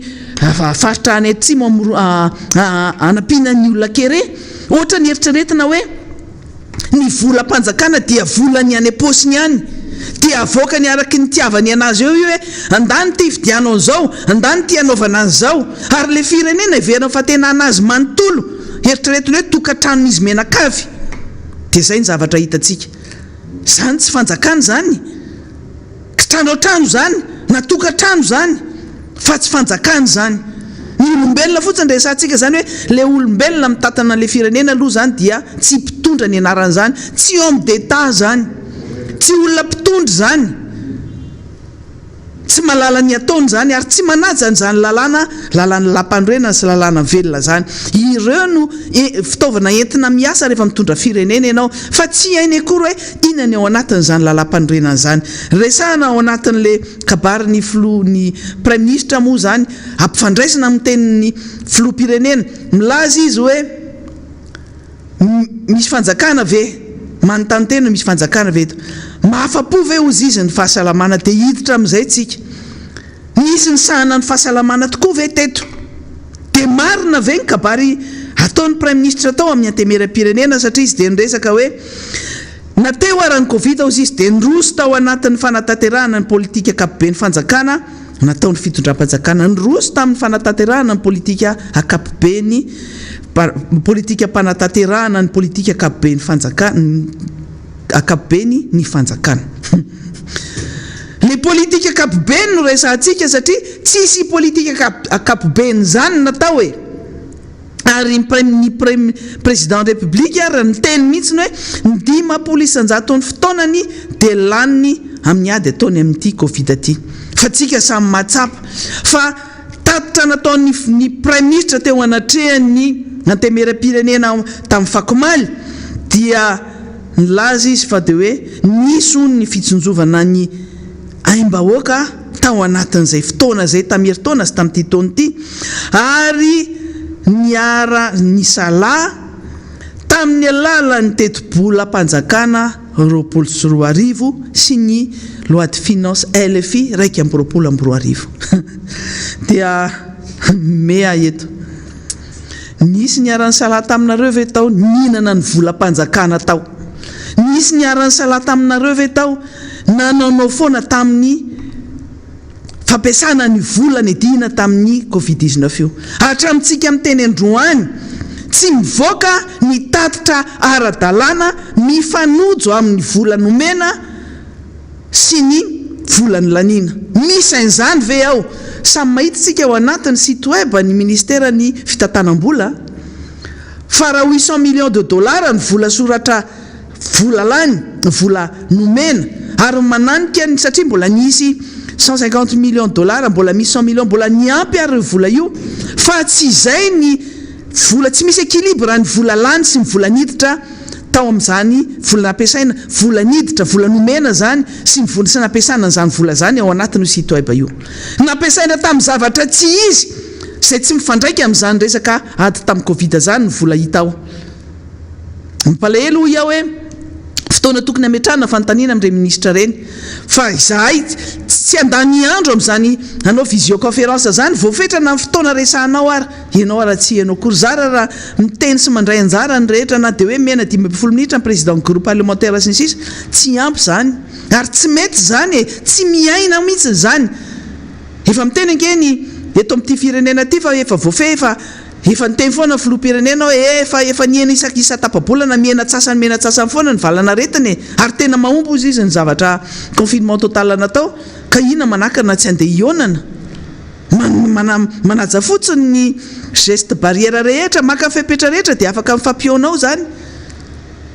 ary afaka mametraka tsara ny fanontaniana fa rehefa any ambadiky ny ordinateur any na ambadiky ny tablette na ny telefona any tsisy ninina azonao atao e tsy izay ny zavatra tadiavina dia zay no voalazan'ny filohan'ny prime ministre anatin'izay niresaka izy fa hoe ny resaka nanomboka tamin'ny nanao amin'isy ame anara-pahasalamana nanomboka tamin'ny 21 mars tamin'ny raiky ambopolo marsa roapolo amby roa arivo ka hatramintsika amin'ny teny zao nanomboka tamin'ny 3 avril raiky amby roapolo amby roa arivo moa zany dia miverina indray ny amiana ara-pahasalamana tamin'ity taona ity ary mbola ao anatiny zany tsika satria mbola misy an'le 12 andro ny amiana ara-pahasalamana na dia efa tsy misy confinement total intsony ary sika fa ao anatin'izay no nyresahana zany dia hoe raha tamin'herintaona nanangana reny CCO reny na centre opérationnel ny Covid-19 reny tao anatin'ireny no nanaovana ny scandale sy nanaovana an'ireny fandaniana tsy manaraka ny lalàna rehetra misy fa scandale no nsehona no ka tamin'herintaona tao anatin'izany fitantanana n'izany valanretina zany samy naheno tsika reny resaka affaire bombo susetina 20 milliards ariary reny samy naheno tsika tamin'ny resaka fividianana écran plat zay nampiasain'le CCO amin'ny vidiny miopapana tsy mifanaraka amin'ny vidiny atao amin'le fivarotana zay nividianana anazy zay nisiny ny resabe nanomboka tamin'herintaona hatramintsika zao mbola tsy voavaly araka ny tokony izy hoe vadiny ministra ny atitany ankehitriny no tale araparitra ny orinasa zay vidianana an'izany écran plat zany nisy zavatra koatran'ireo satria ny fitaovana maro fa iny aloha ny hita satria tsy mety zany hoe mifangaro ny tombotsoan'ny fanjakana sy ny tombotsoan'ny tokantrano izy mivady no miara manao sonia ao anatin'le facture zany tsy fanao zany anivelana zany raha tamin'ny andro ny président Ravalomanana zany dia ray minitra mihitsy ny reny rafi-pitsarana reny na ny Bianco sy ny sisa reny nanao fanadiadiana satria tsy miandro fitoriana akory ny zavatra oatra reny satria népotisme sy favoritisme reny zavatra reny ary mifangaro ny intérêt mifangaro ny tombotsoa zay tsy azo afangaro tsy tokony zany ny zavatra mitranga nefa nitsika moa zany miteny hoe ny CCO dia natao ny fitantanana nahitana tombotsoany ny olona mitantana aloha fa tsy nyresaka tombotsoan'le vahoaka zay nylazaina fa resaka ny fanjakana ny andro fahasalamana zany vahoaka zany oka aza fitahanareo ohatran'izany le vahoaka ary ny premier ministre dia niteny hoe tamin'herintaona ny CCO centre opérationnel contre ny Covid-19 ny dikan'izany tamin'ity taona ity tsy nasiana an'ireny intsony satria tsy naomby intsony le CCO dia naverina ny ministère fahasalamana zay tokony ho izy ministère fahasalamana misahana fahasalamana hitantsika foana hatramin'izay dia ny olona tsy nianatra an'le fahasalamana olona tsy dokotera tsy professeur no miseho azy mahay lavitra no professeur na mahay lavitra no dokotera hitantsika zany zavatra nitranga zany fa scandale sur scandale ho iao zavatra nitranga tao anatin'ity fitantanana Covid-19 ity toy zany tamin'ity taona ity ary hitantsika tsara hoe ny vola zay nomenantsika hatramintsika miteny zao tsy fantatra hoe na le faiza na le faiza dia ny zavatra misy amin'izao dia ozy izy ny premier ministre hoe nisy paikady ony nisy paikady anankifito nentina niady tamin'izany resaka aretina zany dia manontany teny isika tena marina ve zany andreo to premier ministre satria tao anatin'izany lazay fa nisy ny fanentanana naja ny fepetra sy ny sisa zany ange efa fa mandeha ho azy zany satria efa fantatritsika ny tamin'herintaona hitantsika maneran-tany hitantsika ny asa taony ny OMS zany fanentanana zany tsy asa manokana intsony zany fa zany moa zany nandanina an'le kabary zay nataon'le premier ministre dia hoe nisy fanentanana natao zany dia anaja ny fepetra ny resaka ny olona zay tsy nanatra fepetra ozy izy dia nisy ny sazy ny atra tamin'ireny olona reny fa dia nasaina nanao asa iombonana eo tsika everina amin'izay asa iombonana zay travaux d'intérêt général io resaka travaux d'intérêt général io na asa iombonana io dia ny olona zay tsy nanao an'ireny masika ireny no ny samborina dia saina nanao asa fa tsy travaux d'intérêt général ny nampanaovinareo anazy amin'ny akapobeny ny asa iombonana zay natao dia hoe manadio tokotany amin'ny kifafa sy ny sisa fa tsika samy nahita tsara mihitsy ny zavatra natao tamin'ireny olombelona ireny ataoko mihitsy hoe olombelona nampanaovina ny asan'olona zay tsy maha-olombelona azy nasaina nanala maloto ny sikotra an'ireny dalina ireny nankitika maloto ny olombelona sy ny biby tsy zany ny atao hoe travaux d'intérêt général fa fanambadiana tanteraka ary fanaovana tsinitsinina maha-olombelona zavatra natao reny raha tsy nitabataba ny teto Miara Manonja tamin'ny fotoanandrony dia notoy izy ny mpitandro filaminana reny zavatra savadoza reny nampilalao maloto ny malagasy ary tsy tokony hiverina intsony zany kanefa moa zany no averin'ny premier ministre anaty kabariny nampanao asa iombonana amin'ny malagasy zay le asa lelazayntsika hoe fanjakana ve no ampanao an'izany ny mpitondra ve ny ampanao ny vahoaka ny ohatr'izany travaux d'intérêt général ary mbola hitantsika tamin'ity taona ity tsy travaux d'intérêt général ny fanasazina ny olona nampidirina tany anaty lakazerina na tany amin'ireny tobiny polisy sy ny gendarme reny nasaina mibata an'ireny vato be reny malao izy maçon na moalon naplanjana n'ireny vato reny nampanaovina seza rivotra reny ve andriamatoa premier ministre ny atao hoe asa iombonana mba hafa samy hafa mihitsy tsika eto Madagasikara eto zay ny zavatra resahana hoe kabary ny premier ministre miresaka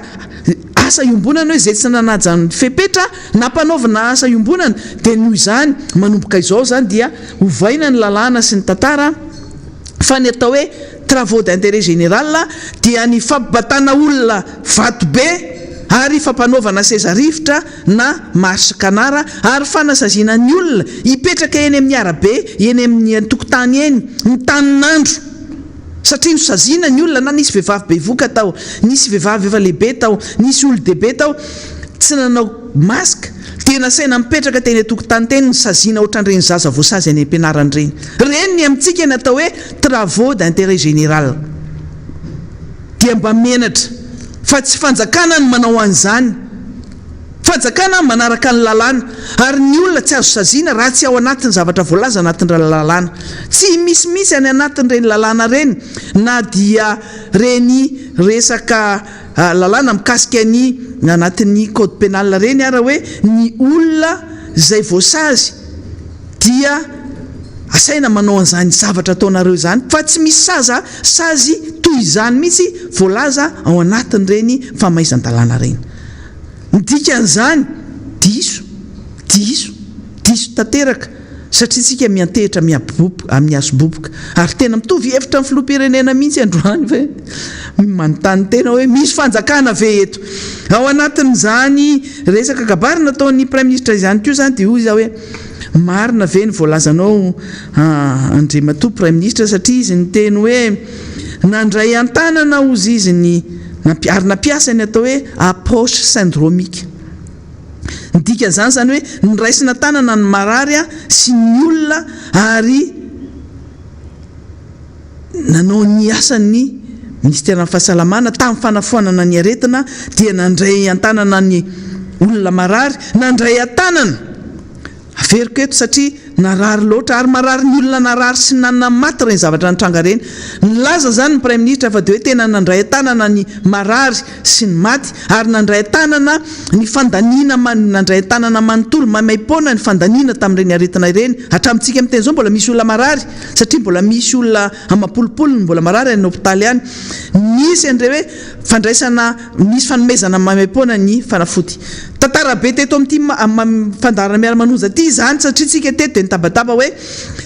marina ve zany voalazanareo zany fa dia hoe mena mamaim-poana ny zaraina mamaim-poana tamin'ny marary ny fanafody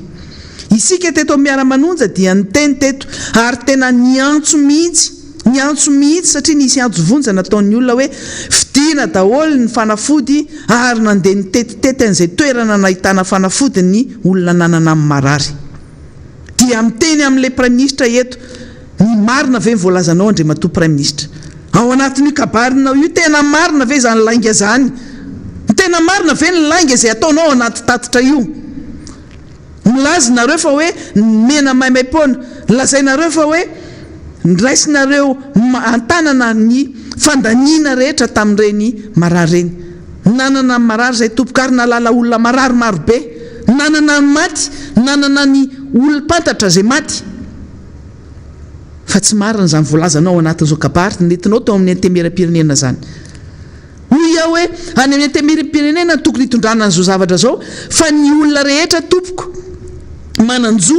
afantatra sy anatrika ny fivorian'ny antemeram-pirenena satria hoe audience publique io azo ny olona rehetra atrehana fa ahoana ny fomba natrehany le vahoaka te hieno an'izany tatitra zany ahoana ny anetrehan'ireo mpiara-miasa amin'ny solombavam-bahoaka manana assistant parlementaire ny solombavam-bahoaka manana mpanolotsaina manana conseil technique ny solombavam-bahoaka tsy afaka akory mandeha manatrika an'izany fa satria misy lien moa zany misy code misy mot de passe ny afahana miditra amin'ilay fivoriana tsy ny olona rehetra ny afaka miditra amin'izany fivoriana zany sy afaka mihaino sy afaka mahita an'izany voalaza zany prime ministre sy ny ministre zany fa rehefa ohatr'izay ny zavatra mitranga dia miteny zavatra tsy marina nareo satria tsy mifanaraka amin'ny zavatra nyainan'ny vahoaka malagasy ny zavatra voalaza ary mbola iverenana foana hoe ny filoham-pirenena tamin'ny fotoanandro ny tamin'izy nanonja teo dia niteny hoe mahafa-po ve ny resaka ara-pahasalamana dia mamaly sika eto tsika rehetrarehetrano any samy miara manonja any mahafantatra fa tsy marina zany indray matoa prime ministre abobo ny zavatra voalaza nareo matoa marobe ny olona maty mananika ny raha ny isa ofisialy navoakan'ny gouvernement navoakan'ny prime ministre ihany koa dia hoe enina amby enimpolo sy valonjato ny isa amin'ny olona maty tao anatin'ny herintaona ny olona marary isa ofisialy ny resantsika eto dia manakaikikaiky ny 41 000 mahery zany hoe latsadatsaky ny 42 000 roa arivo sy efatralina fa ny olona maty sy marary mihoatra lavitra noho ireo ary amanarivo ny olona maty raha ny isa ofisialy ny hoe enina amby enimpolo sy valonjato ny olona maty zay tena mino ary tena manantitrantitra eto amin'ity fandarana ity fa amanarivo ny olona maty noho ny covid noho ny valana retina covid-19 nidikan'izany aza naovana abobo aza lazaina lainga aza lazaina zavatra tsy marina ny vahoaka malagasy afaka hitantsika any anatin'ireny tambajotra serasera reny a zany kabariny prime ministre zany afaka mijery an'izany tsika satria izay no zavatra resantsika eto hoe ny zavatra voalaza ny filoham-pirenena niara-nanonja tamintsika androany dia zany voalazan'izany nilaza ny prime ministre ao anatin'ny kabariny hoe nandray an-tanana ary tena nandray ndraikitra ny fitondram-panjakana ny ministeran'ny fahasalamana fa tsarotsika tsara ny zavatra scandale tamin'ny herintaona ary tsika eto mamerina foana hoe scandale foana ny zavatra nitranga tamin'iny ady nataony covid-19 iny zay nataony gouvernement anisany raha tadidinareo ty mampatsiahy hoe tadidinareo tsara le président république nandrivotra be tamin'ny herintaona nandrivondrivotra mihitsy izy tamin'izay satria tsy faly hoe niakatra 7 ny novoka tamin'ny herintaona tamin'izay dia nitabatabaina sy nalaina baraka ny institut pasteur fa hoe misy manipulation politique honya ao anatin'izany fanaovana an'izany testa zany zany fitiliana zany a dia niakatra tamika satria tamin'io andro io raha tadiditsika tsara ny ministerany tamin'ireny moa zany ny professeur Lalatina no namoaka an'le isa tamin'ireny dia hoe 5 ny isan'ny olona marary vovavao tamin'izay andro zay dia namoaka isa ihany koa ny OMS hoe 7 ny isan'ny marary teto Madagasikara efa be dia be zany tamin'ny herintaona fa tamin'ity taona ity moa zany efa mahazatra efa manjatony foana ny olona narary dia tesitra ny filoham-pirenena dia niantso ary tena amin'ny alalan'ny ministre super ministre moa zany ministre ny serasera nitabataba be mihitsy nalaina baraka ny institut pasteur tamin'izay aika izy ty cinéma daholo ty zavatra natao satria taorianan'izay dia be dia be ny isa marina ary niakatra be dia be ny isan'ny olona marary dikan'izany cinéma natao fotsiny le hoe tsy normal fa misy manipulation atao amin'ny institut pasteur nalaina baraka mihitsy ny institut pasteur tamin'ireny natsoany prime ministre teny amin'ny lapan'ny primature lapan'ny prime ministre teny mazorivo mihitsy ny tompona andraikitra ny institut pasteur tamin'izany fotoana zany nasaina nanao enquête interne nasaina nanao fanadahidina anatiny fa hoe tsy normal zany isan'ny akatra 7 tampotampoka teo ny isan'ny olona voatily marary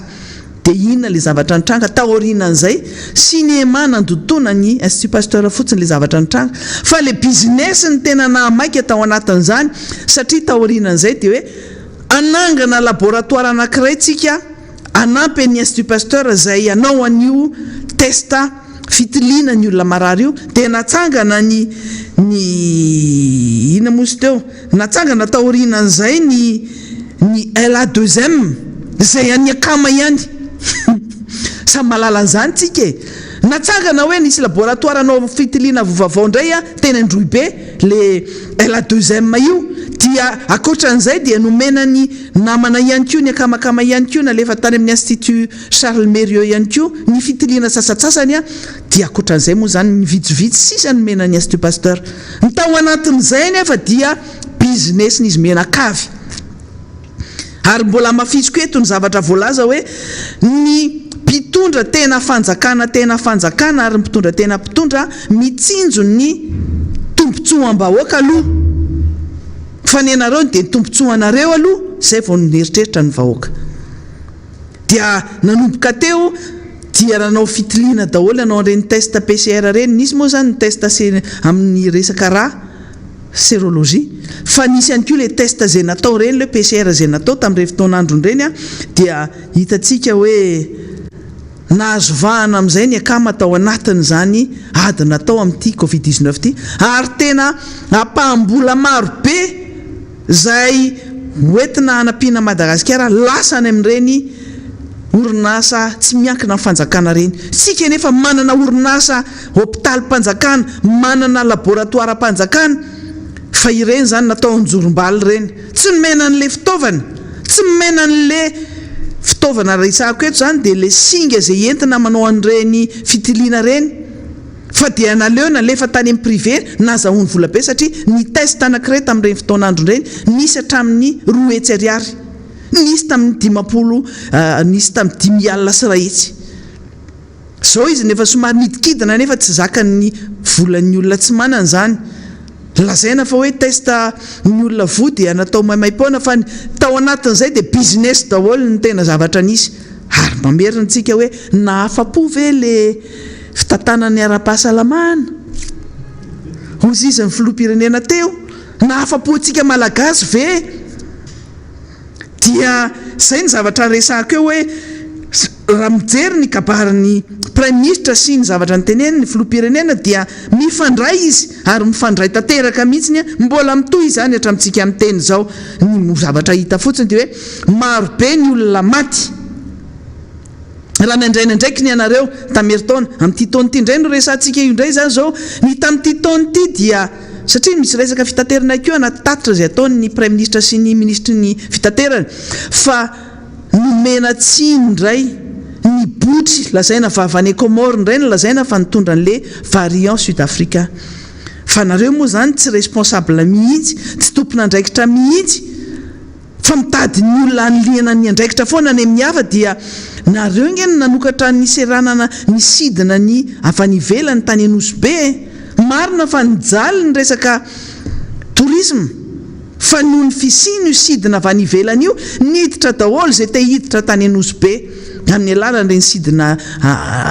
ny bananaka be reny ary ny zava-doza tsy nanarakaraka ny tokony ho izy hoe nanaraka an'le fepetra lazain'ny prime ministre sy ny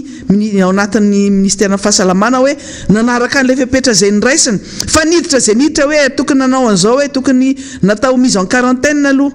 tokony mihiboka aloha ny olona avy mandeha sidina na manao test mampiseho hoe ty zay tsy voan'ny Covid fa inona ny hitantsika teo niditra ny variant sud-africain dia ny vokany maty ny malagasy be dia be nge zany amarivo maty zany ny isa ofisialy ny hoe 970 izy ny prime ministre fa tsika mahafantatra fa be dia be ny olona maty ary tsy maty ny aretinafiny fa maty ny valanaretina Covid dia ametraka ny fanontaniantsika eto hoe nahafa-po ve fitantanana ny fahasalamana ianareo ve tena nahazo zany fanafody zany ny tenako teto anisany tabataba teto ary ny antsovontsy tany anatiny reny tambajotra serasera hoe sao dia mba misy manana lovenox lovenox io a ny fampitadiavana ary isorana le namana dokotera zay nanome napindrana tamin'ireny fotoana reny ny namana rehetra zay napindra efa tara be tateorina vao hoe iny fa misy lovenox tonga efa tara be tateorina vao hoe nanafatra concentrateur d'oxygène 2 arivo nanafatra oxygène 2 arivo efa tara be satria ny fanjakana tsy fanjakana fa gestion na épicerie no ataony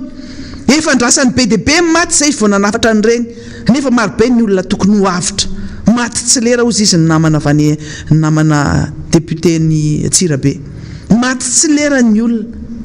ary tena mampalahelo zany mieritreritra hoe misy reny maty dia ny zanany maty na ny ray ny maty dia izy mivady ny zanany miara-maty na izy mivady ny ara-maty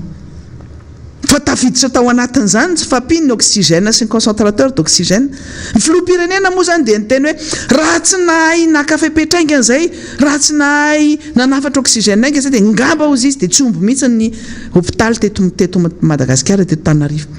Ny zavatra nisy nge filoham-pirenena efa tamin'ireny efa tsy ombontsony ny hôpitaly zay no antony nanokafanareo CTC nataonareo hôpitaly daholo na ny fianarana na ny toe-piasana tany amin'ny CTC teny Ivato teny CCO teny Ivato toeram-piasana nge io e orinasa nge io e nivaina ho CTC nandraisana ny olona marary ny hôtely lasa natao hôpitaly eto Madagasikara reny nahitantsika an'izany. Dia inona no azo ilazana an'izany? Filoham-pirenena ny teny hoe raha tsy nandray ndraikitraingina hono izy dia efa feno ny hôpitaly ohatr'izay. Efa ny oatra efa ny déborde ny olona narary efa teny tokotany teo amin'ny palais des sports tao Mahamasina. Efa nisokafana ngereny satria tsy omby ny hôpitaly nisokafana tany amin'ny Somandrakizay nisokafana ny fiangonana nisokafana ny EPP nisokafana daholo izay azo sokafana ametrahana ny marary. Dia mahafa-po ve ny ara-pahasalamana fitantanana ny Covid? Dia tao manampin'izany indray dia tapaka ny jirama lasa jiramaty maty koa ny olona satria maty daholo ny oxygène rehetra satria maty ny jirama, maty ny jiro, maty ny olona tao amin'ny CTC tao Mahamasina, maty ny olona tany amin'ny hôpitaly ary ny hôpitaly miara-mila mihitsy ara tany amin'ny OMI ao amin'ireo réanimation mila oxygène, mila fitaovana izay mamelona anazy, mila zany jiro zany. Tapaka ny jiro tozy izy ny Andriamatoa Andry Rajoelina teo hoe mahafa-po ve ny jirama? Hatramin'izao ny jirama hitantsika maty ny délestage ny fitantanana zéro halatra sy fanaovana trano trano be dia be ao anatin'ny jirama manomboka any amin'ny tompona andraikitra voalohany faratapony amin'izany ministera zany ministera misahana ny jirama ny tompona andraikitra rehetra ao anatin'ny jirama ny tompona andraikitra ambony fa le mpiasa tsotra mpiasa madinika miziarantsera mizaka antsera ny aina ohatra mpiasa ny ary Madagasikara ihany dia avemipetrakintsika ny fanontaniana averintsika foana ny tenin'ny président république amin'izao fotoana zao manontany tena hoe mahafa-po ve ny jirama? Io tsy jiro fotsiny io isan'andro manimba entan'olona. Tadidiko tsara tamin'ny fotoan'andro mbola zany jirama tena hoe mbola jirama zany. Rehefa miakatra tampoka ny tension ny jirama na midina tampoka avy eo manimba entana, simba ny frigo, simba ny réfrigérateur, simba ny téléviseur, simba ny radio, simba zay zavatra mandeha amin'izany courant zany. Manao fitarainana makany amin'ny jirama tamin'ny fotoan'androny dia soloany jirama ny fitaovana ho simba. Fa ianao kosa mila manapirofo hoe tamin'ny ora zao teny ho simba dia hoentina ny le fitaovana simba dia hita mihitsy hoe may le izy noho ny fiakaran'ny tension tampoka dia soloany jirama. Fa taty orina fa maty tanteraka ny jirama efa mitsipozipozy efa mitsilopilopy engany tsy anaraka ny dian'ity ary Madagasikara ty zareo engany fa mampalahelo ny zavatra mitranga satria manao ririndasa tsy tsarona le nanao propagande tamin'ireny milaza izy fa hanao an'izao atao an'izao i jirama io rehefa tonga eo izy fa mpanantenana nataony rehetrarehetra taona fahatelo nitondranytsika amin'ny teny zao tsy ao anatin'ny roa taona ambiny izy nanao an'izany miracle araka ny teneny namana fidèle tsisy miracle mon ami eto ngary tsika mahafantatra fa ny mpamatsy vola iraisam-pirenena izay manampy ny jirama tsy manaiky intsony ny hanomezana zany subvention zany fanjakana nefa tsy manana vahaolana mikasika zany jirama zany. Tsika samy menimenina any amin'ny toerana misy atsika any zany jirama zany izany fatapahana zany moa zany dia ohatra ny mihinam-bary taloha tsika mihinana vary maraina hariva atoandro fa mitovy amin'ny fihinanam-bary koa zao ny fihinanany ny resaka jirama indray mandeha isan'andro mandeha ny jiro na farafaratsiny tapaka indray mandeha isan'andro ny jirama tsy rehefa miteny jirama tsika dia jiramaty ny jiro ny rano eto a mandalo toerana anankiray gaga dia gaga nahita n'ireny camion citerne reny izay fanomezana avy any amin'ny USAID fa nitsindriana natao hoe jirama fa fanomezana avy amin'ireny par PTF reny zany gaga dia gaga fa maka rano ery ambomanambola ery le citerne tonga dia le rano tsy traité io tsy voadio zany le rano tonga dia trohana amin'le tuyau be ao anatin'iny camion citerne iny dia narana dia hitanay le toerana naterana ny rano io dia ampidirina amin'ireny simben-drano ireny le izy fa tena gaga hay zany rano maloto ity zaraina amin'ity vahoaka malagasy ity ianao mandoha vola ara-dalàna ary mieritreritra hoe rano madio fisotro eau potable no sotroinao fa dia rano maloto ary no jerena le rano mandeha amin'ny robinet dia mampanontany tena ary mametraka amin'ny fanontanian'ny filoham-pirenena hoe mahafa-po ve le jirama e zany no hoanitsika zany no sotrotsika zao dia mila mitandrina zany azany amin'ny toeran-kafa mbola hojerentsika eo fa nanontanianay mihitsy le olona izay nanao an'io rano io hoe fa ho alefa izy ty rano ty fa ngaty tsy traité dia tonga dia alefa eto dia tonga dia efa amin'izao fotoana zao zareo manisy an'ireny tuyau reny iengany mba mahainao zao tompona andraikitra ny jirama aka mifepetra anisy an'izany traitement zany na anao traitement zany rano sotroan'ny olona zany mba ho tena rano fisotro madio a no zaraina amin'le vahoaka malagasy mandoha vola tsy tapaka io ke vola tsy mandany mbola ampity koa mbola afatra anankiray koa nolazain'ny olona ihany koa ty tafitra ho an'ny olona zay anaova kopakopa-tanana amin'ireny toerana manaritso rehetra mahino sy andavamamba iny no tapahana daholo ny olona jiriny ny jirama-ny olona zay tsy nandoha vola nefa filoham-pirenena nisy fotoana ny teny hoe mifanaraka amin'ny jirama ao anatin'ity valana retina ity no tsy fafahana miasa tsy fafahana mandoha vola tsy fafahana mandoha amin'ny volan'ny jirama no tsy fisian'ny asa fa tapaka daholo zany jirama-ny olona amin'izao fotoana zao zany le fifampitsonjovana ataon'ny fanjakana ka misy fanjakana ve eto e zay fanontaniana hoe manontany tena hoe misy fanjakana ve eto e ao anatin'izay zavatra lazainy premier ministre tao anatin'ny tatitra zay nataon'izay ihany koa ny resaka hoe ny Covid-19 dia mbola dia izany hoe fa miena moa zany amin'ity indray mitoraka ity dia ny filoham-pirenena miteny hoe efa voafety dia hosokafantsika daholo zao rehetrarehetra zao satria izy maika anao an'ity fetim-pirenena raha ny 26 janvier raha ny 26 juin ity maika hitokana an'le kianja ny barea le mampimenimena ny namana rehetra hoe fa maninona moa izy io ny lasa kianja ny barea fa rapitso raha fakapitso indray zany dia iova indray ny anaran'ny club national ny baolina kitra dia hovaina inona indray fa maika anao fety eo le fanjakana entre guillemets le fitondrana maika andeha anao an'le oeraoera indray izy ao fa ny an'ny olona ny ivelany ihany misy famatsim-bola be mihitsy zay nentin'ny FIFA ao anatin'io kianja mamasina io vola be tsy toko tsy foroana mbola hijery tsara izahay satria maka ny information tena hoe précise tsara hoe tamin'izao andro zao nanomezana an'ity vola ity meny FIFA anamboarana kianja manaraka norme internationale ary zay ny anisan'ny nampibedeny zareo reto hoe tsy azonareo lokona amin'ny lokonareo io kianja io raha ny sitrapo ny lokony tamina taony tena midorehitra be ohatra ny nanaovana niny akanjon'iny izy io fa bedina azo rappel alors zareo hoe tsy azonareo atao satria zay ny antokan'io tsy azo ny anaovana oeraoera ary ny sononina nampitao anatin'io mbola misy zavatra hafahafa koa mbola tokony resahana ao ambadik'izay fa aleo aloha mahazo an'le document mihitsy isika dia hoentitsika eto le izy fa nytenenina eto hoe maika anao an'le oeraoera raha amin'ny fetim-pirenena moa zany ny fiton'ny mpitondra dia misokafana daholo indray hoe tsy misy confinement na ena nisan'ny olona marary nefa mbola be dia be ny olona marary amin'izao ary mbola mamono mihitsy voafakomaly sa oviana zao mbola misy dokotera maty ary tena mitondra ny teny fampiononana ho an'ny fianakaviany docteur Rojo zay zay fa tsy mahafantatra zany marobe nareo mahafantatra anazy any amin'ny faritry Fianarantsoa iny fa mbola mamono ary nyresako teo izy hoe na professeur na inona mbola tratran'izany mbola tena mbola marary ary mbola mila mitandryntsika rehetra fa maika anao fety moa zany dia maika anao eraoera le filoham-pirenena dia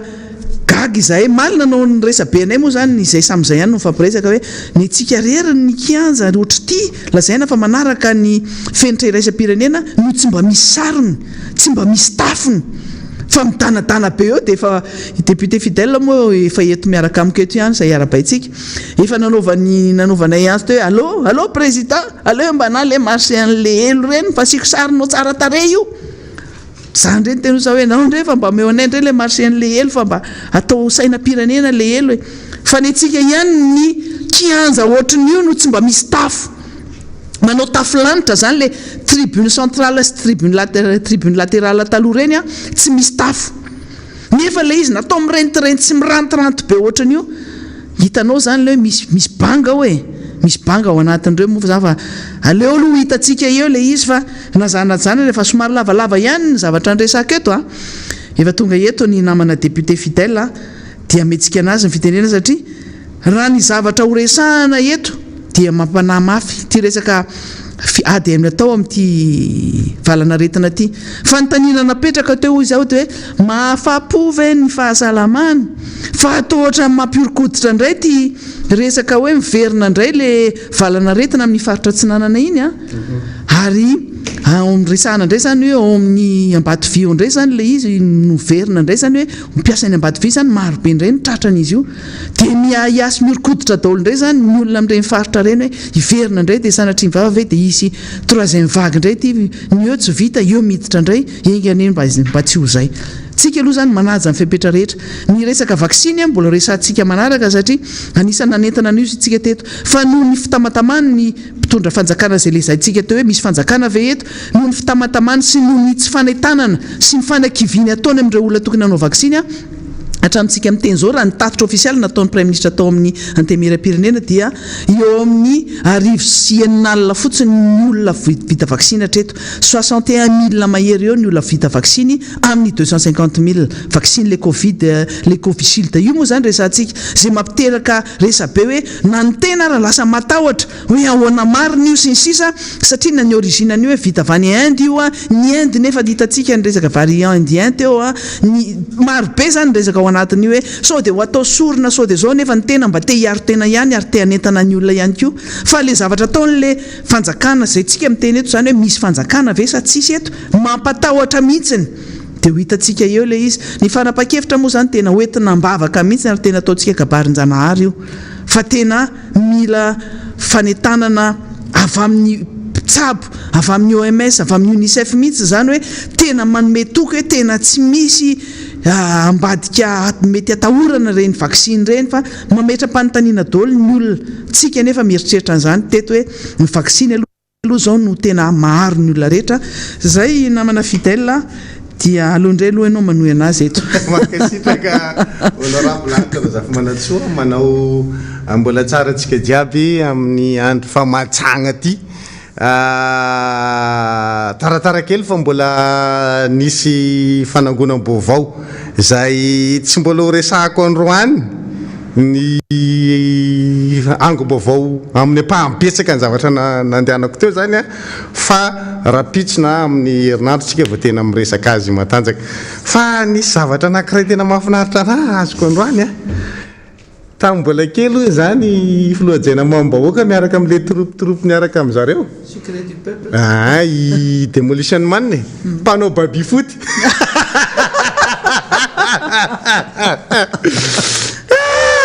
tiako ty asako ty zorabarodrany zay tena samana baby foot ka io zany tena nafinaritra anazy zany le niainan'le izy hoe mpanao an'io zany izy zany dia mpanao baby foot tamin'izany fotoana zany dia le troupe zareo tamin'izany zany rehefa manao izy misy anaram-bositra fa mbola tsy tononiko le anaram-bositra misy anaram-bositra fa tsy mbola tononiko le anaram-bositra raha tsy efa mazotozoto indray fa ny signal ny zareo tamin'izany fotsiny ny teneniko zany rehefa fanao signal zareo tamin'izany dia hoe argent zany argent zany zay le signal tam'izay président mbola tadidinao ve le signal tiako tsy asako ty am'ty investigation ty a be da be zavatra nangoniko teo santiona fotsiny zay fa mbola misy ho tantaraitsika lavalava mihitsy ny mikasika an'izany zavatra zany hoe izy ampandoha vola tam'izany babi zany tam'izany fotoana zany a sy ny tariny fa be da be le izy tena be da be mihitsy a ny zavatra tena azotsika teo zany a de misy tontolo politika avo lenta be sy ny tariny a tao anatin'izany rehetrarehetra zany a zay azotsika tamin'le angom-baovao teo fa metsika tsikelikely moa mikasika an'izay fa tena zavatra ho ataoko androany zany a dia iresaka toekarena kely a satria niakatsehatra nge Richard le Popman namaly tena ozy ianao hoe izy ny enjany izy ny rôle tsika teto maly efa niresaka toekarena tsika ny zavatra resantsika teto bola mpanjakana lasitra LFI 2021 resantsika fa Popman ndraika 2020 ny resahany maly ka zay le teneko so mibredibrediky atao sady chiffre négatif atao olona de ozy izy ah hoe te mihevitra njaka tiana tsy mpanao baskety mihitsy ianao a sa mihevitra ny rosy tsy manao golf verra boby raha zao no mitohy fa tena hoe ministre ny fitantanam-bola ve anao sa tsy ministre ny fitantanam-bola aloha e zay zany fanontaniana apetrakitsika président zao zany a ny anontaninao ny ministre fitantanam-bolanao io tapaka ianao a misy ministre ny fitantanam-bola ve eto manontany tena hoe misy ministre ny fitantanam-bola sy ny toekarena ve eto atao am'le fiteniny raso aloha famboarina kely fa tsy mirola era tsara ianao mety raha manontany tena hoe misy ministre ny fitantanam-bola sy ny toekarena ve eto zay zany le fanontaniana satria mitambatra ministère io am'izao fotoana zao tsy misaraka io zany eto zany tsy misy hoe ministre ny etra de ministre ny aba tsisy an'izany fa ny etra sy ny aba ne miala ny ministère fitantanam-bola sy ny toekareny fa le ministre rehefa nanao tatra dia ny etra fotsiny no tene amin'ny teny frantsay moa zany izy tena mazara hoe n'impôt no ny resahany fa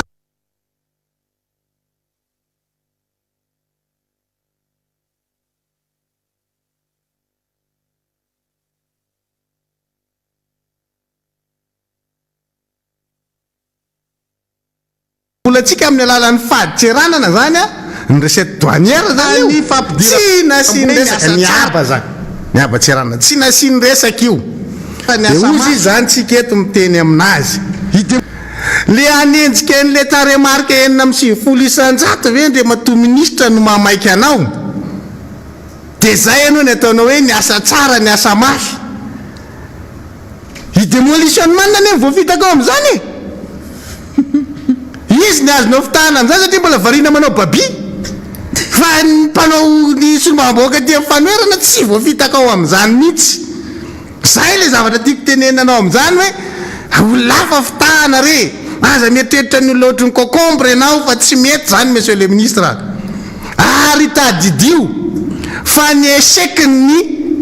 teti-bola mpanjakana tsy par rapport amin'ny LFR tompoko zay tadidio zay enao ane manao tombana raha anao tombana ny LFI zao tsika de miainga tamin'le laninay tamin'ny volana desambra farany iny no mitondra azy fa tsy ny LFR mbola ataonao amin'ity volana jony ty no andeha hitsarana fa ny asa ianao na tsy ny asa ianao zany hoe zany le mbola nanesanao mandra-patonga ny fanitsina teti-bola mpanjakana zany tsy konty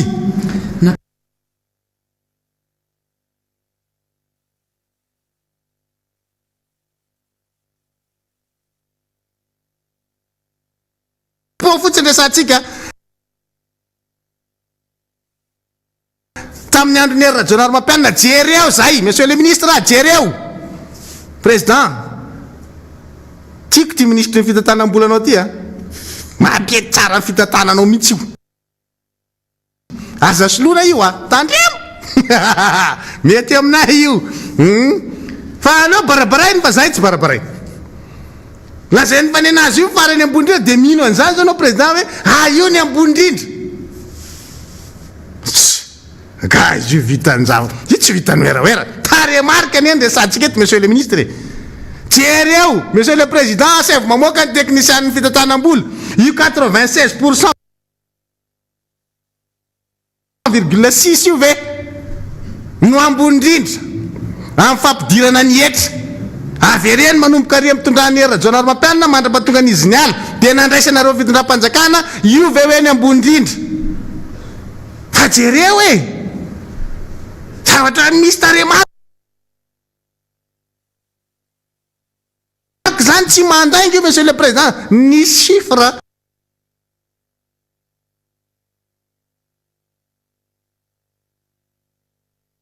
tsy mandainga zany mathématique io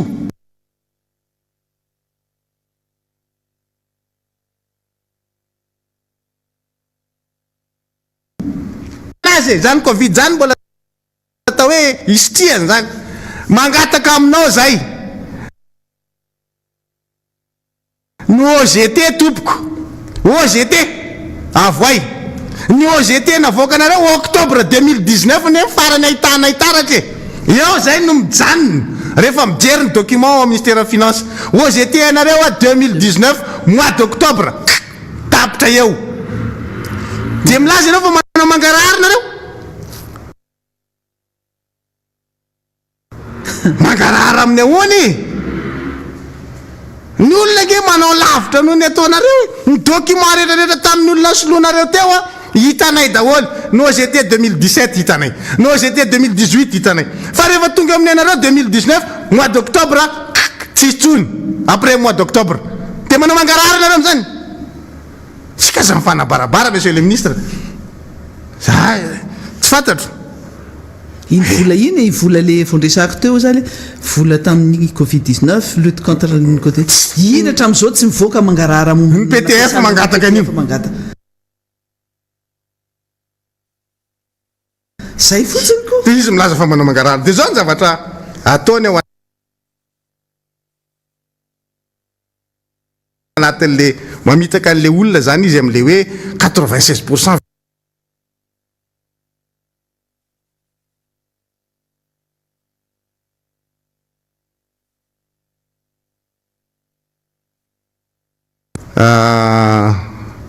tsara fa anao manabarabara olona io anao tsara aloha ataontsika mipotra hitan'le olona manko le izy dia amin'izay zany mitovy ny zavatra tenenina eto sy le hitanareo nareo mijery amin'le tambadrosaserasera hoe ty zany tableau amena zany dia mora amintsika manaraka anazy fa tsika tsy miteny tsy misy porofo zany ka asa aloha fa manao anina kely ny fivoaran'ny teknôlôjia moa zany efa mahafinaritra tsika ampiasaina amin'ny zavatra rehetra ty tsika anaovana azy asa aloha vetivety kely fotsiny ry mpanaraka ajaina isany fa ataontsika mahafinaritra ty fandarana miaraka amin'ny Richard le Popman ty io misy tableau Jesy nefa any amin'ny Jesy io tableau io zany tonga dia efa resahako le izy fa tsy maintsy ho hitanareo zay satria fa lasany amin'ny Jesy any le tableau dia hitanareo azy eo izy rehefa avy eo efa azony Jesy le izy dia omeko anareo hoe ino ny tableau io le tableau zany ohatr'izao mifandehany apetrakitsika eo zany ny fivoarany fampidiran-ketra ny fitondram-panjakana nanomboka tamin'ny taona 17 izy manko midedaka hoe io izy ny ambony indrindra io dia zao ary monsieur le président manaraka tsara anao raha tsy manaraka anao dia recompte fako asevy manaraka tsara dia mampita an'le zany aminao rehefa avy eo ohatr'izao le izy taona 17 20 7 le nataonao maly nataonao dia 2663 milliards d'ariary io le etra io zany le impôt zay 2663 io le izy io fa zao ny tsy eritreretinao hoe tak takatry ny sainay ao anatin'izany rehetrarehetra zany dia ity ny sandan'ny ariary mihoatra amin'ny dolara. Dia eo ambanin'le tableau ao anareo zay manaraka jereo tsara misy hoe taux an'ny dolara zany nataontsika eo ambany eo io tsy maintsy hipotra eo aminareo ao zay tableau zay. Rehefa mijery le tableau zany nareo aty amin'ny farany sisy indrindra ny taona 7.4 a eo ambony zany 8.4 a 7.4 a 2.4. Dia eo ambany eo le hetra nampidirina ny taona 7.4 a dia napiditra hetritsika 2281 milliards ariary. Ny taona 8.4 a napiditra hetritsika 2562 milliards ariary.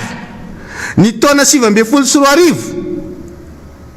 2879 milliards ariary. Ny taona 2.4 mampizesta ny ministre Richard Le Popman 2663 milliards ariary. Dia zao rehefa hitanareo zay eo ambony eo dia eo ambany eo amin'izay ny sandan'ny ariary mihoatra amin'ny dolara anankiray. Io etra nampidiritsika tamin'ny 7.4 2281 milliards ariary io zany rehefa avadikitsika amin'ny dolara zany io a satria ny sandan'ny ariary tamin'izany a ny dolara anankiray 3115 ariary 513 ariary ny dolara anankiray tamin'ny 7.4 noho izany le hetra nampidirina tamin'ny andro ny herina Jona rompiana tamin'ny 7.4 zany dia mitentina eo ambany eo le izy 732 millions de dollars 732 millions de dollars ny vola nampidiritsika tamin'ny impôt ny taona 7.4 satria maninona natanjaka kokoa ny ariary zany tamin'izay fotoan'izay a mbola 5.3 20.4 nataviditsika 2562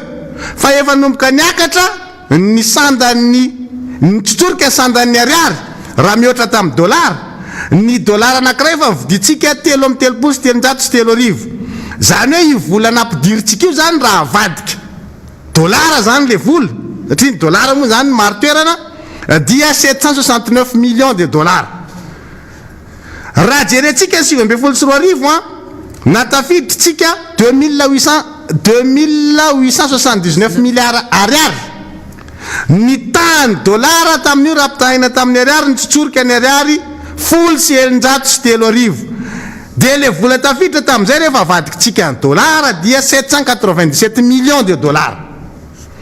Dia eto amin'izay zany jerevo amin'izay le anazy mampizesta anazy io hoe ambony indrindra ny hetra nampidiritsika 2663 milliards ariary ny hetra nampidirinao mampizestanao monsieur le ministre. Fa ny dolara anankiray amintsika miteny zao 3821 ariary raiky amin'ny 703 ariary ny dolara anankiray. Zany hoe vola tafiditra zany tsisy afa-tsy 697 millions de dollars. Raha pitahina manomboka any amin'ny 2017 zany a ny enao ny ambany indrindra en dollars eo enao mibezesy teo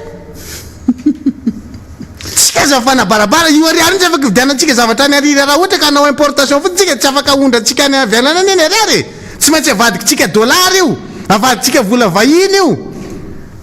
zay zany efatsika manao ny importation. Donc io zany lay taremarque en dollars no ahitana an'le tanjaky le vola tafiditsika amin'izay fotoan'izay. Dia raha pitahina tany amin'ny 7.4 hatraty amin'ny 2.4 kely tompoky le vola nampidirinao fa aza bezesy tenao. Kaky laha ozy raha maro santy mihaino an'le fidebadebany io dia zay mahatonga atsika miteny hoe sao dia verinao fa mpanao babi daholo ary olona rehetra io. Ny olona koa ny zavatra nanaraka tsara fa tsy variana amin'ny lalao mijery an'izany rehetrarehetra zany. Dia eto ny zavatra tiatsika tenenina satria sarahanao le hetra sy le aba. Raha mitambatra tompoky ny hetra sy ny aba 7036 milliards ariary zay ny prévision 7036 milliards ariary mitambatra amin'izay fotoan'izay a ny hetra sy ny aba.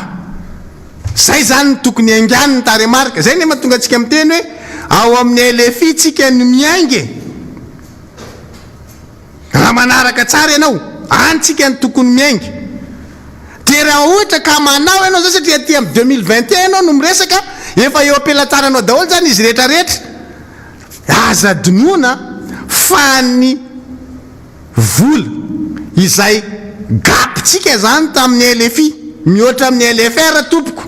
2000 milliards ariary de idetaka ve ianao aty amin'ny raiky amin'ny roapolo sy arivo netiny tamin'ny roapolo sy arivo nefa ny LFI zay nataonareo tamin'izay fotoana zay rehefa tonga teo amin'ny LFR tsika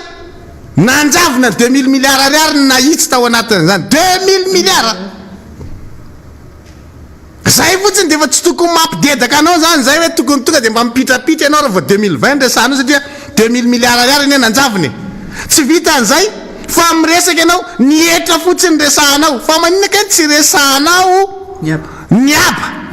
niaba tsy ranona fa nga misy ministry niaba eo de misy ministry nietra kakitsika monsieur le président sao de mba nitendrenao ministry nietra ary izy io fa tsy mpangoroketra fotsiny zany fa tsy mpangoronaba tena mahagaga any anaty baiboly igny le mpangoroketra ka ty mety le mpangoroketra misy ty de nietra ihany manavanana anazy niaba tsy manavanana anazy de tsy asiny compte niaba natya le mpangoro zakaiosy sa de mba zakaiosy ary ty gaga be amijere le zavatra ataony nietra ihany de normal be anao raha iteny an'izay satria par rapport am'ilay etrany eny resahanao e le etra fotsiny ka le prévision le etra 2757 milliards ariary de matafiditra anao 2663 izy anao 96% zany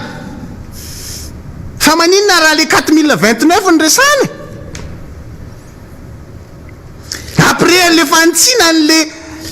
LFI zany de miresaka le 4029 milliards ariary ianao fa maninona tsy resahanao le 4029 milliards ariary fa raha tambatrao tsy tonga 96 zany monsieur le ministre manimba sainao le mietratra le hoe le 96% tsy tratra raha voatambatra ao le aby midina 93% monsieur efa nataonay ny kajy tompoko midina 93% ianao a voatambatra ao amin'io etra io a niaba tsy ranana de zay manimba ny sofinao manimba masonao tsy afaky dedanao monsieur le président mbola ataovy ministre re za satria za mahay mampiditra vola be da be 96% igny monsieur le président tafiditra barabarainao am'zany le président igny koa le président fa mitona anany voa fentatra le am basket reny le tanao maka ty de antony jesi mpanazatra e voa fent tsaratsara mihitsy teo ambany serso de mibanky anao rehefa aveo crépre le défense président défense anao tsy ampimenao ny fitabitra fa raha Ibrahima ny défense teo mofo anao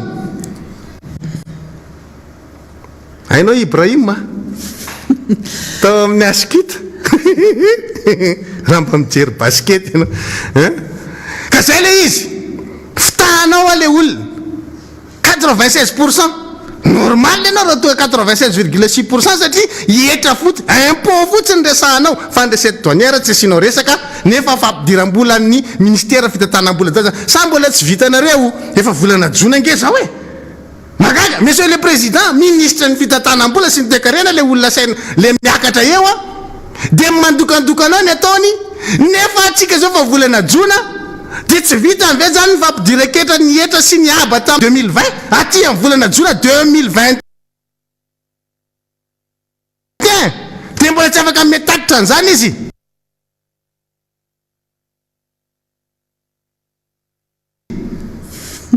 mba ministre inona re reto cerveau reto zay ke mahatonga ane monsieur le ministre hoe zay a mangataka anao mihitsy andao ifanatrika jerena itenenana zany aminao manko fa zay ne le problème manao e hainao tsara fa hoavy zay amin'ny angady sy niarina reo vao zay ny ataonao tsy zay tianao na tv moa na vivana inona zay mety aminao raha ka andao fa le olona barabarainao otra zao tsy mety aminay olom-boafidy zao zay ny fidianan'ny olona anay anome an'zareo hoe ty nitaremarika tena marina nitaremarika tompoko tsy mandainga milaza fa manao mangarahary izy io ny tena manao mangarahary mioary ny zany mangarahary zany nge misy zavatra takina am'izany mangarahary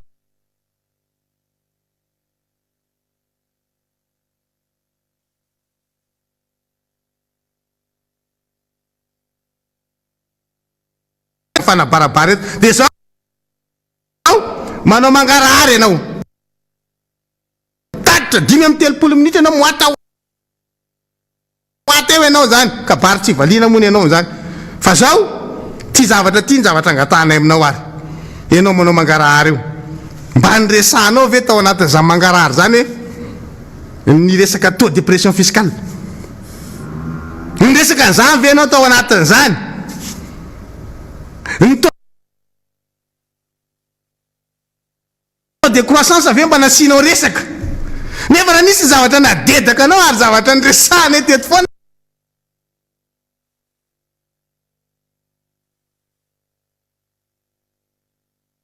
de hoe io 4,5% sy moins 4,2% io ny resahanay foany ny resaka famoaham-pal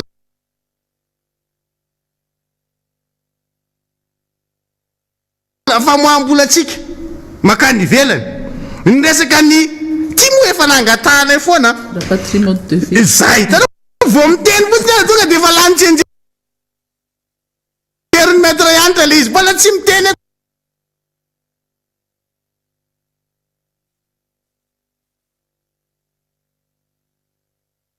koa monsieur le ministre za hitanao tsara tara zany hiditra teo tsy nyresaka za zay sy metre ianitra fa vo miteny de efa copta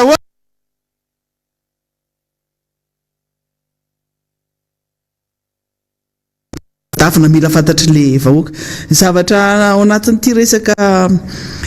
resaka impôt ty resaka etra ty ny olona ataony terivay manta tena hoe terivay manta tsy maintsy mandoa zay mandoa ihany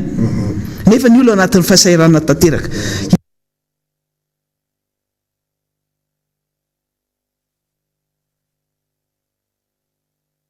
iny vo resantsika hatramin'ny omaly le resaka amnistie fiscale ny resahany io tsisy an'izany hatramin'izao fa mahita zavatra hafa tao tena de zay zao anankiray tsy nitena za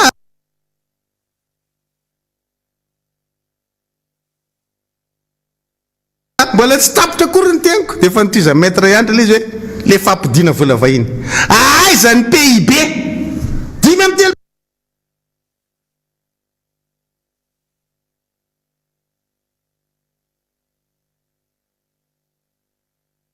ay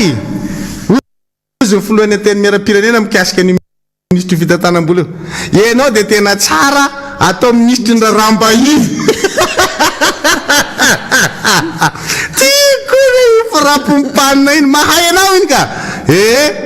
zay mihitsy ny tokony ataonao atao ministre ny rarambahiny satria diplomate be anao de zay le anaovanao anao ministre ny rarambahiny fa ny olona fitapitanao fitabity kely fotsiny etsy impôt ny avoakanao eo ny taremarika de 96,6% de iza zao mibarabara am'zay ma zay manao mangarahary ay zany reo zavatra teneniko reo tsisy nataonao tsisy tafiditra anazy mbola tsy ampy zany nyresaka nytany ny resaka hoe import export tsika tsy teneninao mihitsy zany nefa ao anatin'ny resaka tekarena ministre ny tekarena sy fitantanam-bola eo le miteny le manao an'le tatitra tsisy resaka import export ve ao anatin'le izy ny zavatra tokony resahany ko raha nyresaka an'le LFR 2020 sy tokony resaka an'le plan Marshall le 1040 milliards d'ariary nefa izy milaza manao mangarahara ma zay iny raha ohatra ka miresaka LFR 2020 de iny zao ny zavatra andrasa satria iny tsy mipaka satria ny resaka mpandrarany tena resana atao anatin' iny anarenana toekarena fa tsisy resaky reny ny impact an'iny ozy no hitadiavana an'le hoe ivoaran'le satria misy olona mividy manao trano de mividy ciment de misy mitatra wata be ry équipe technique ministère fitantanam-bola atao vo miara fitantanam-bola ny resaka an'izany fa androany milaza manao mangarahara za fanontaniana rehetra zany tsy nomena aho tao maly tsy nisy resaka atao mikasika ny taux de pression fiscale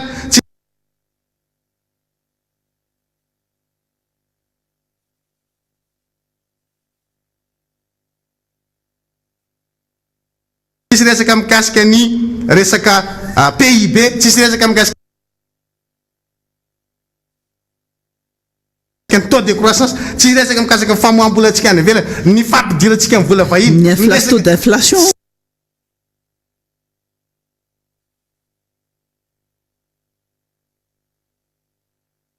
2023 vo tantarainareo ty zao resantsika resaka kianja mamasina io zany mangarahara tadaviny olona zao ohatrina ny volameny FIFA de ao anatin'ny LFI io tsy misy an'io resaka mihitsy manamboatra kianja io mihitsy zany zao zany zavatra tsotra raisin'ny olona zany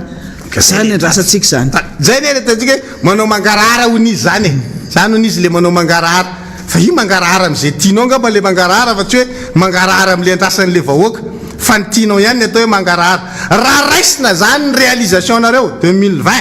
monsieur le ministre mbola omeko ndray pourcentage ny réalisation nareo toko 66% zay no izy fa aza midetaky 96,6% impôt fotsiny zany fa avoay ny hafa de atambara izy rehetra miaingany amin'ny LFI nitety-bola tompoka io de lalàna ozytsika lalàna io lalàna ny laninso mba mboko io miaingy avy tary am'le olona namola volana azy tary amin'ny volana oktobra 7 nge nareo namola volana iny zany teo nalefa ny adievitra ny lanina io tety-bola mpanjakana 24 e iny zany miaingy atsika raha ohatra ka mifanitsy io a de mahay zany ny olona namola volana azy rehefa tsy mifanitsy io a tsy mahavo zany dikan'zany zay dikany ary ny elanelana eo amin'ny LFI sy ny LFR anareo tamy 2020 monsieur le ministre 2000 milliards ariary tompoko zay le gapy aza barabarainao zahay am'zany fa hoe androanao iteny hoe 96 tratra mihitsy ny anina rehetrarehetra izy mako le dedaka hoe tratra ny fampidiran-ketratsika atao anatin'izao makatry ny makary fa izy aza disona ho a le taremarika ary raha mpitahina ianao ny midedaka loatra de lasa ohatra ny kariko zay rehefa tena midedaka reo io ny ambony indrindra ohatry nameko teo le izy tia de araitsika ny dollara am'izay le izy de jereo ianao ny ambany indrindra ao i tableau io mipetraka eo io e azonao jereny i tableau io de teneny zay dis de la tableau anareo a zay vonina anyanao raha disony anay fa io no izy manomboka ady 2017 fampitaharana ataotsika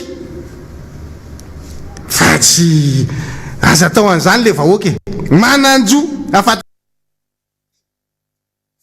vaovao le vahoaka volana jony zay fotsiny de fahitananao hoe misy zavatra ao volana jony ianao manao tatitra ve de 2020 no entinao eo de mbola misy tsy ampy de tsy tonga de ozy ny olona hoe tsy zany io hoe tonga am'le resaka maly zay ny resaka hoe reto mpitondra fanjakana reto manomboka avy any amin'ny président de république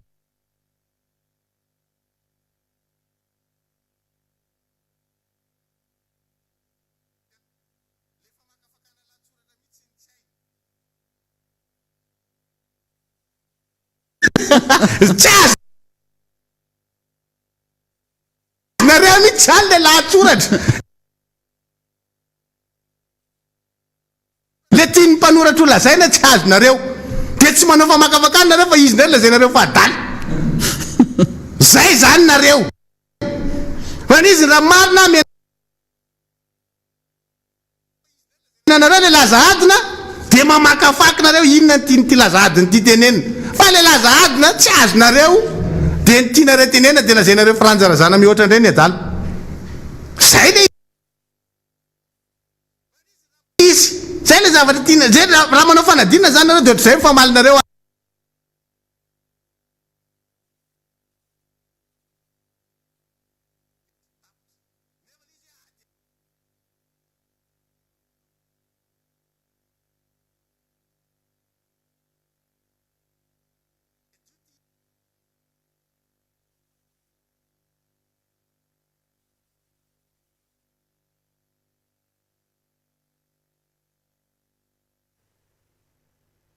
zavana raha solomba amboakanareo ny andrasana amin'izany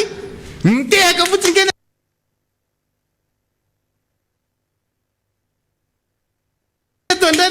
merci monsieur le ministre bon gossana monsieur le ministre ok monsieur le ministre merci monsieur le ministre monsieur le ministre hainao anary aminay monsieur le ministre zay manko ny ataoteny hoe amboarina le lalana ohatry zao aminay iny de efa niany zay monsieur le ministre fa mbola tsy mandeha le asa le any monsieur le ministre le mikasika le zavatra teneniko taminao iny le za le nangataka fianana taminao iny monsieur le ministre de mbola tsy voaray tamin'izy iny de le frère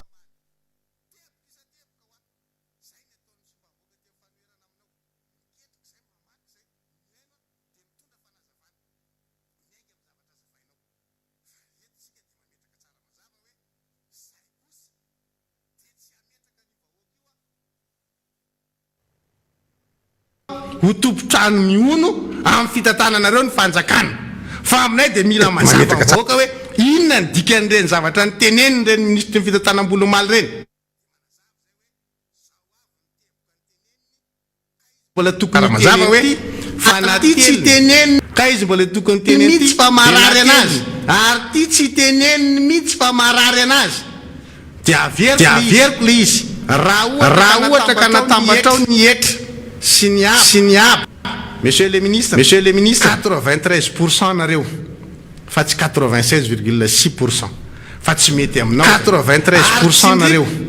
fa tsy 96,6% fa tsy mety aminao ary sindriko voatratrareo le ny LFR zay zany hoe le teti-bola fa 93% izy raha miara nasina fanitsina voatratrareo le 96,6% tamin'ny impôt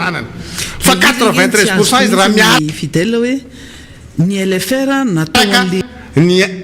ampatsiranana le izy angeny tsy azoko mihitsy ny fidèle hoe ny LFR natao an'le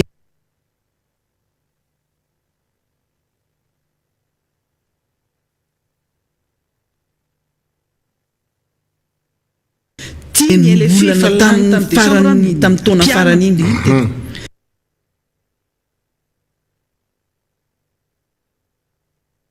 ny tatitra mombony anazy indray moa zany de niresaka miasa amin'ny fanjakana miasa zao de nanisy vatsitsinjo fa ministera fitantanam-bola tsy capable mamoaka an'ireny zavatra resahan'ny premier ministre reny hoe nisy olona 430,898 ny olona nahazo an'izany vatsitsinjo de mangarahara amin'iny zany ny ministre ny fitantaram-bola no manao an'iny ministère fitantaram-bola hoe zao ny volany mena zao ny vola zao ny totaly mbola lany tamin'io a vola varinina angalana an'io a tokony fantatra zany zay mangarahara zay fa tsika zany tsy mahafantatra misy vatsitsinjo hoe misy asa misy zavatra maromaro ny isany meny a le hoe misy volany mena le 10,000 ariary iny ko de olona 60,000 mahery no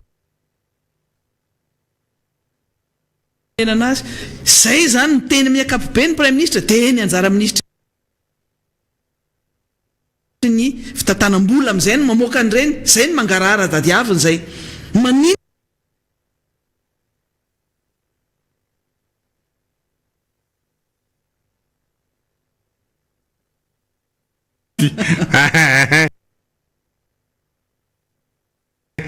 télédédakisme zany ohatra zao izy zany tsy fantatro satria zany ohatra zany le olona zany ohatra zany tenenina zany hoe président de république rehefa anteny hoe monsieur le président inona daholo ny biby fantatrao de miteny zany le président hoe omby kisoa ondry osy rameva autruche zany zay tenen'le président zany de andrasany zany hoe misy biby anankiray tsy tenen'le président mitsy hoe kadradraka de hoe tsy mahay kadradraka le président de rehefa miresaka izy a kadradraka foana andresany satria fantatra iny tsy kopy le président rehefa miresaka kadradraka izy de iny any ny tena somary resany na izy manoatra an'le fikan'le tsy nianatra fa tsy parasy dia ataony foana zay idirany parasy ny zavarehetra zay ataony ka tia ny zavatra tiatsika tenenina ozy izy hoe niakatra be ozy izy ny tahany contribuable dia karakitsika monsieur le ministre eto amintsika eny sehatra fanangonan-ketra dia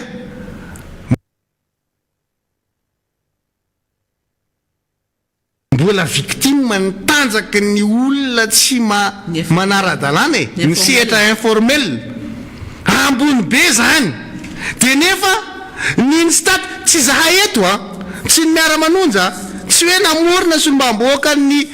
mpanohitra fa ny taremarika farany navoaka niny staty momba ny resaka famoronana orinasa tato anatin'ny 3 volana voalohan'ny taona monsieur le ministre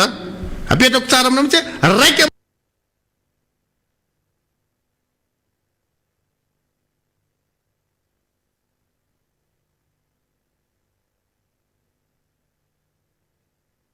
inao any zareo monsieur le ministre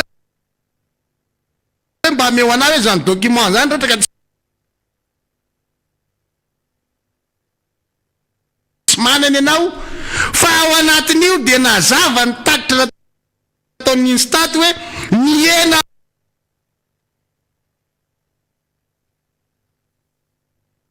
romby folo faingo 700 nioatra tamin'ny 24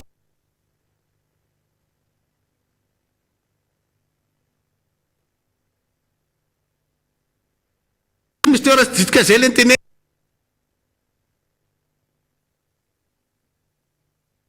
ny contribuable ozy zany hoe ny tahany olona mandohetra dia ozy izy hoe niny staty ve zany ny dokonosy sa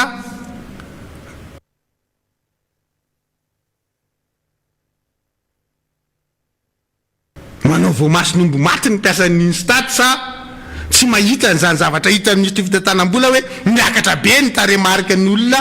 mandohetra zany grave nge zany e ambony be zany fiakaran zany teneny zany e raha mipalailiny planeta hafa mihitsy azavany tena tsy fantatro hoe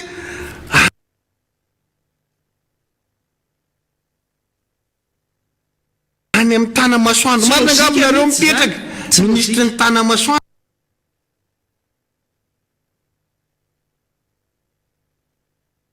staty nametraka fa niena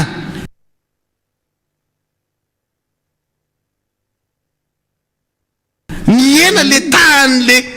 orinasa zany le fiarikarena zany a tena hoe le skadspiarina mihitsy le very asa zany mibetsaka matoa niena 12,7%. Tsy mananasa ve ny tanora mahavelona ve ny karama mahavelona ve ny karama mananasa ve ny asan'ny tanora am'izany 12,7% navoaka ny staty monsieur le président manontany tena hoe mba mijeran'le rapport ny staty ve anao ny anona zao mety rainka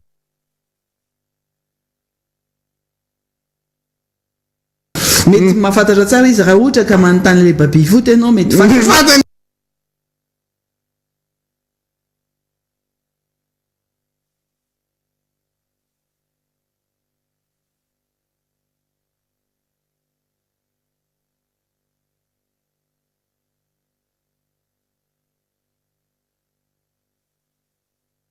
za aiza kosa fa tena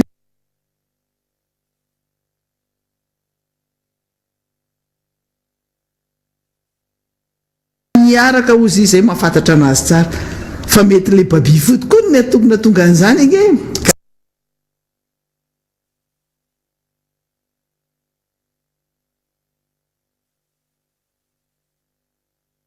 mieko le ambony ava fa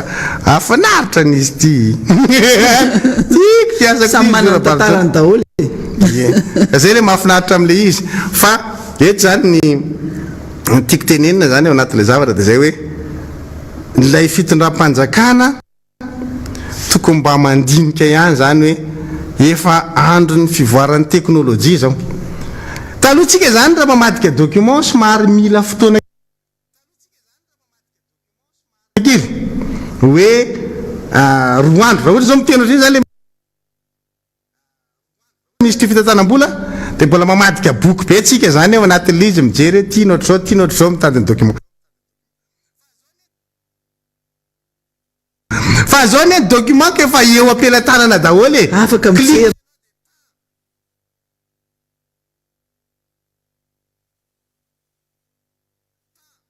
posiny ianao dia temps mivoaka ny atsy mivoaka ty dia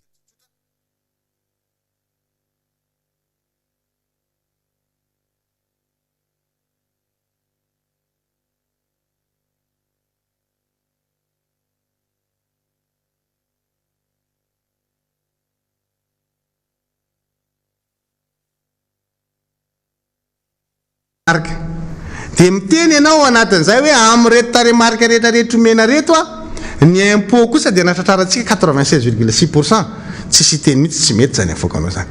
fa ny zavatra misy tsisy teneninao mihitsy fa le 96 zany ny avoakanao satria ianao zany dia teny mety ny nataoko tsy zay le izy ka dia mena reto zany a namoakytsika maly ny impôt kosa dia natratrarantsika ny volana jona zao tsika zany io a le 21% tsika maly tsisy teny mihitsy ny problème mihitsy fa zavatra misy tsisy teneninao mihitsy fa le 96 zany ny avoakanao le taremanao zany teny mety ny somary very zany netreretra tsy zay le izy ka tsy maharaka hoe tsika zany namoaky tsika maly fa zao taizainy foana io olona io ka réalisation hatramin'ny volana jona zao tsika zany io a le 21% navoakantsika maly dia iandrotsika ny problème amin'izy manko tsy teneniny zany tsy ataony mifanitsy amin'le famakafakana ataotsika le taremarika omeny dia ohatrany hoe somary very zany netreretana n'le olona hoe tsy maharaka hoe hafa ny teneny dralaresy dia tia ny teneniko fa zao taizainy foana io olona io ka averinay rehefa tsy ivonay le teneninay rehefa tonga le fotoana moanao an'le anao dia ohatr'izay zao hoe taditsika matadiy tsara aloha hoe 21% tsika ty amin'ny volana jona voalohany volana jona dia ahiditsika zany rehefa avy eo itendray zany any amin'ny farantony zao iteny ny ty tapany voalohany le LFI tsy mbola misy LFR dia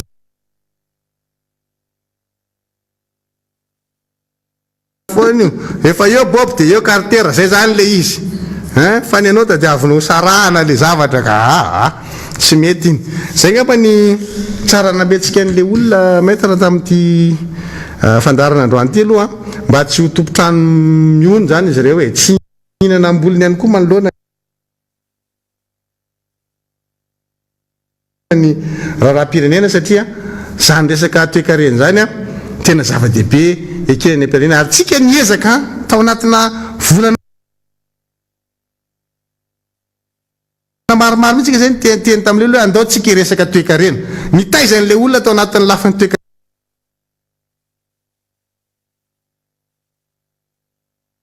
rena mba tsy voafitaka ry zareo ary dia tena hoe mitondra an'le olona ny lomany tao anatiny taloha ianao rehefa miresaka toekarena zany dia kamony olona mihaina an'izy asy taremarika ve ny taneninareo aminay ohatra fa androantsika miezaka mitondra an'le olona ilomanao mba hahatonga anazy a ahita hoe izy io keka misy mitetitetika ny amitapitaka anazy ao amina resaka taremarika fa tsy voafitaka amin'izany izy raha mbola eto solomba mbahoaka timma avy aty amin'ny fanoerana tsy voafitaka nareo omena ianareo foana hoe zao zany hoe marina zany tenen'ny mpitondra zany a na diso zany tenen'ny mpitondra zany na mampiasa ketrika amin'ny mpitondra amin'izany zavatra lazaina zany tamin'ity ndray maka ty zany a dia nampiasa ketrika izy mba hanatsaratsarany ny endriny manoloana anareo dia raha mahenana zany zany dia ohatrany hoe le miara manonja kosa zany dia efa tena manaratsy an'le fitondrana mihitsy fa kay le fitondrana ka tena manao be 96% kosa ke zany nyfampidiram-bola fa iny izy nomena ianareo iny a iny ny taremarika iny le vola tafiditra raha ohatra ka vadikitsika dolara dia ambany nen'le fitondram-panjakana dia io moa tsy maintsy hiafina any ambadiky ny covid foana izy mazava ninina tsy fahombiazana eo dia hoe ka nisy covid tsy mahomby ianao dia tsy mahomby mipaikadinao zany tsy afaka rehefa ohatra ka tsy mahomby ianao dia aza midedaka rehefa tsy afaka fa tonga dia mba manana fanetretena fa zay nge le tsy anananareo ny tsy ananany mpitondra io dia fanetretena tsy ampy fanetretena nareo ary zay ny tena tsy ampy aminareo betsaka lafo ny politika na raha-pitsika na amin'ny herinandro ambony tena iresaka politika fa avy leta politika amin'izao fotoana zao ary dia tena miandritsika monsieur le président ahoana ny fandehany anova gouvernemanta sa tsy anova mana ahoana ny olombelona amin'izany misy sa tsisy zay eny makasitraky santen'andriamanitra yo manao veloma ndray